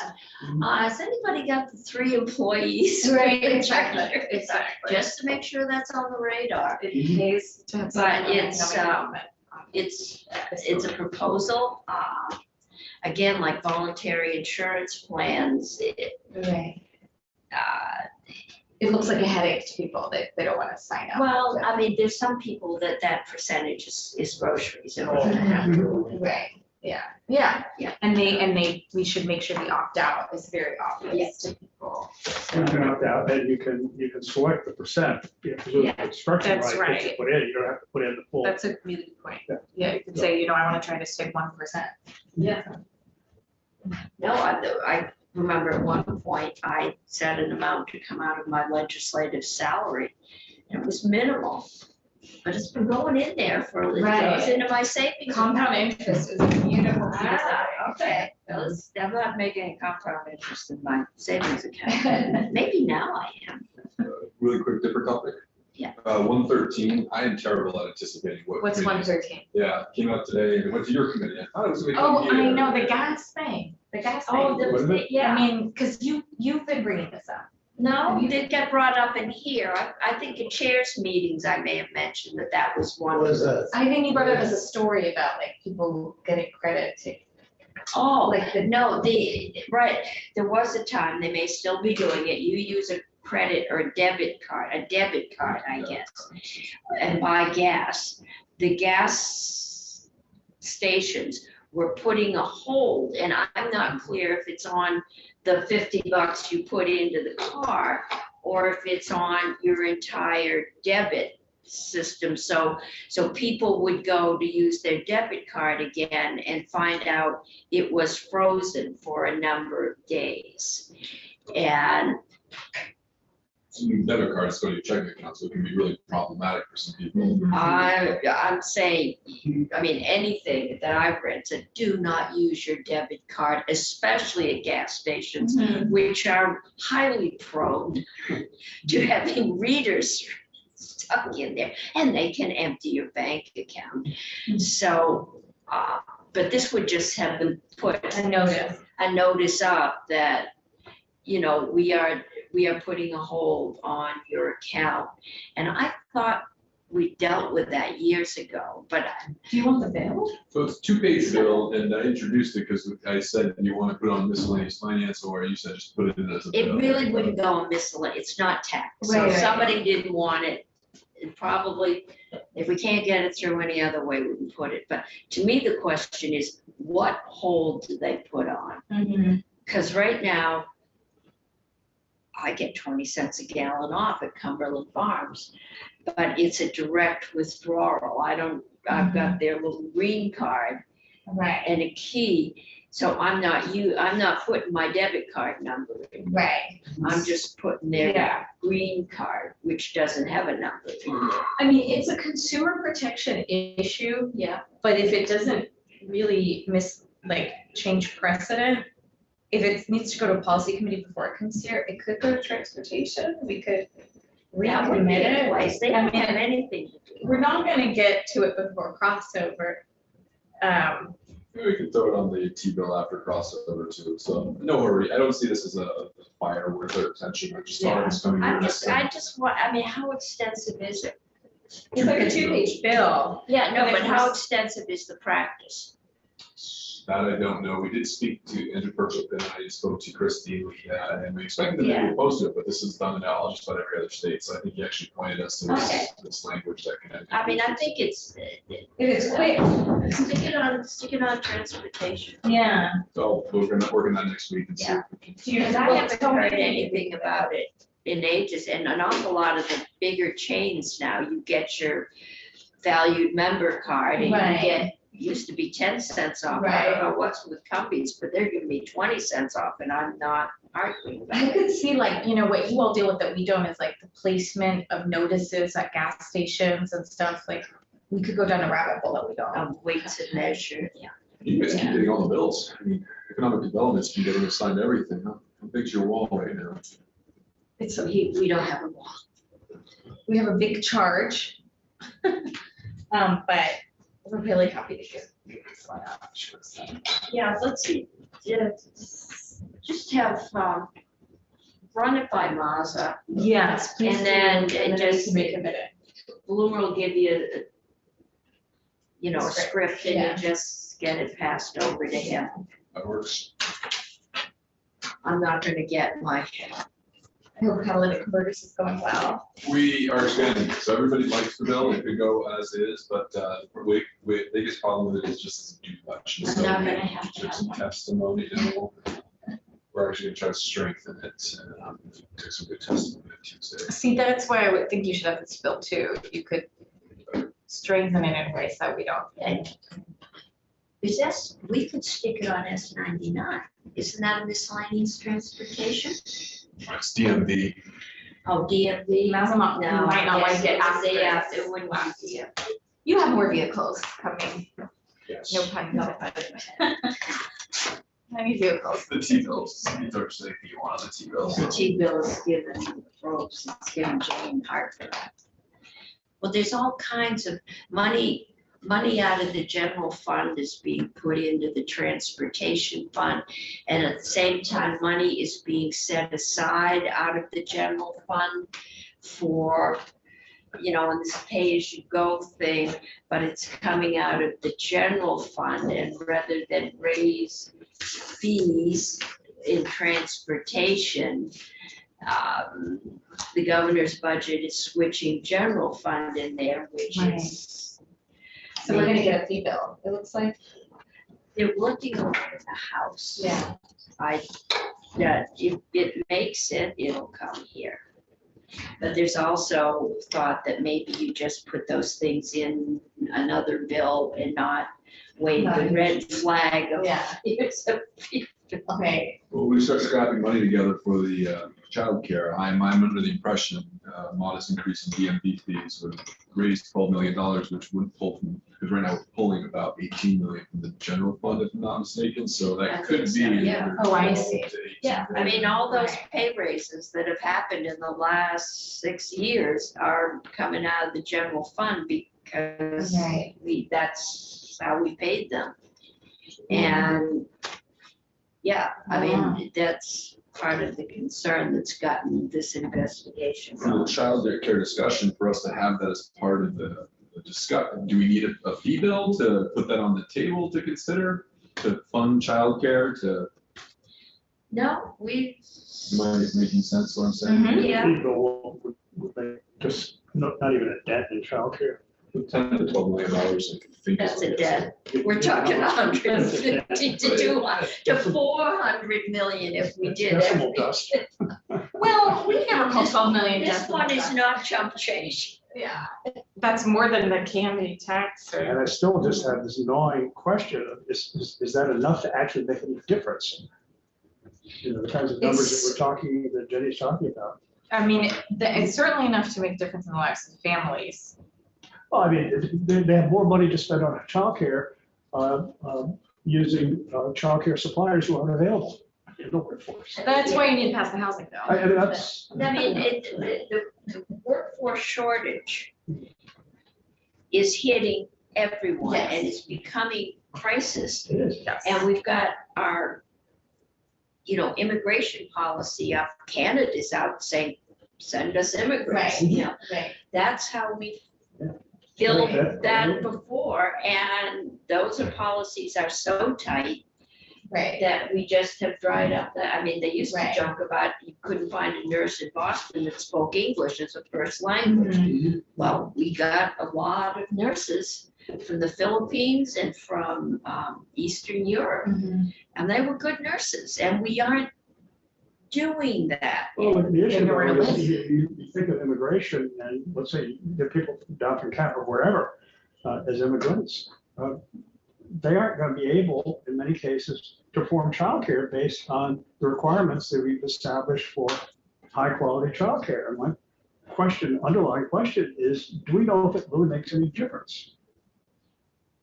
I said, I'm not sure why you need a degree to change diapers. I thought Ginny was going to pass out. It I was has to gonna do- say. It has to do I'm with sure that brain committee would like to come. development. And I'm saying, mothers have not understood brain development with a college degree and have been raising babies for years. I mean, the studies are all over the place, and that's the other thing, but, you think of things like the Head Start study that the government did, that found there was no difference. And that's just, when I see things like that, that's always worse. What, there was no difference if you're in Head Start or if you're childcare? Having Head Start or not having Head Start, did it make any difference X number of years after the kid participated? The answer is it didn't. Well, I've definitely seen studies that say there are huge societal benefits for early childhood education, that you could look overall and earnings go up, crime goes down. Well, again, Any it depends really on- it depends longitudinal on which study you look at. I've seen studies Sure. that go in both directions, and that's the thing that makes me uncomfortable. If I In saw my- overwhelming evidence, I'd be more comfortable. I mean, when I took, graduate level courses in educational equity, what they would say is at the end of the day, more years of school do benefit your earnings and society. And it benefits society a little bit more on the early childhood side. It benefits your earnings a little bit more on the college side. But more years in school does add both societal and But I don't value. think Head Start was the panacea we thought it would be when we started it during the war in poverty. I was there at the beginning. I mean, one of the things that you can look Well, at is that Rosie Wade studies, when some of those longitudinal studies were done, the people who were in so-called high-quality healthcare were from families that had college-educated backgrounds and so on. And the question is, which made the difference? Is it what you think it is? It's Right. the construction of the study. There's another study, one of the longest studies they did, longitudinal studies of that. I think it was a group of Black kids in Chicago, if I'm not mistaken. And they found that it made a tremendous difference over time. And they followed this for like 30 years. It was a very, very long-term study. But then the question was, in a study like that, compared to real life, you don't have researchers come and visit you annually to talk about the value of school. And so what influence did that have? Well, I hope when we talk about the SHIELD bill, we can acknowledge that Roe v. Wade has been the greatest anti-poverty measure that this country has seen in the I've heard last that. 100 years. One family's autobiographical stuff, so this is not statistically significant, but I'm one of 4 children, 3 boys, 1 girl, all of whom inherited the price of a college education. 3 of us went to college. I went on and got a master's degree. 1 of us effectively dropped out of 8th grade and ended up as a master electrician. And at one time or another, each of the electrician's college-educated siblings has gone to him for a role. The trades, I think we can all agree, are not something that we should, turn our Okay, heads we are at. still live. Oh, I would. I think people really enjoy watching. Watching us, yes. We're up there with that man that, yeah, ways to relax in the afternoon after the soaps. But I'm gonna end us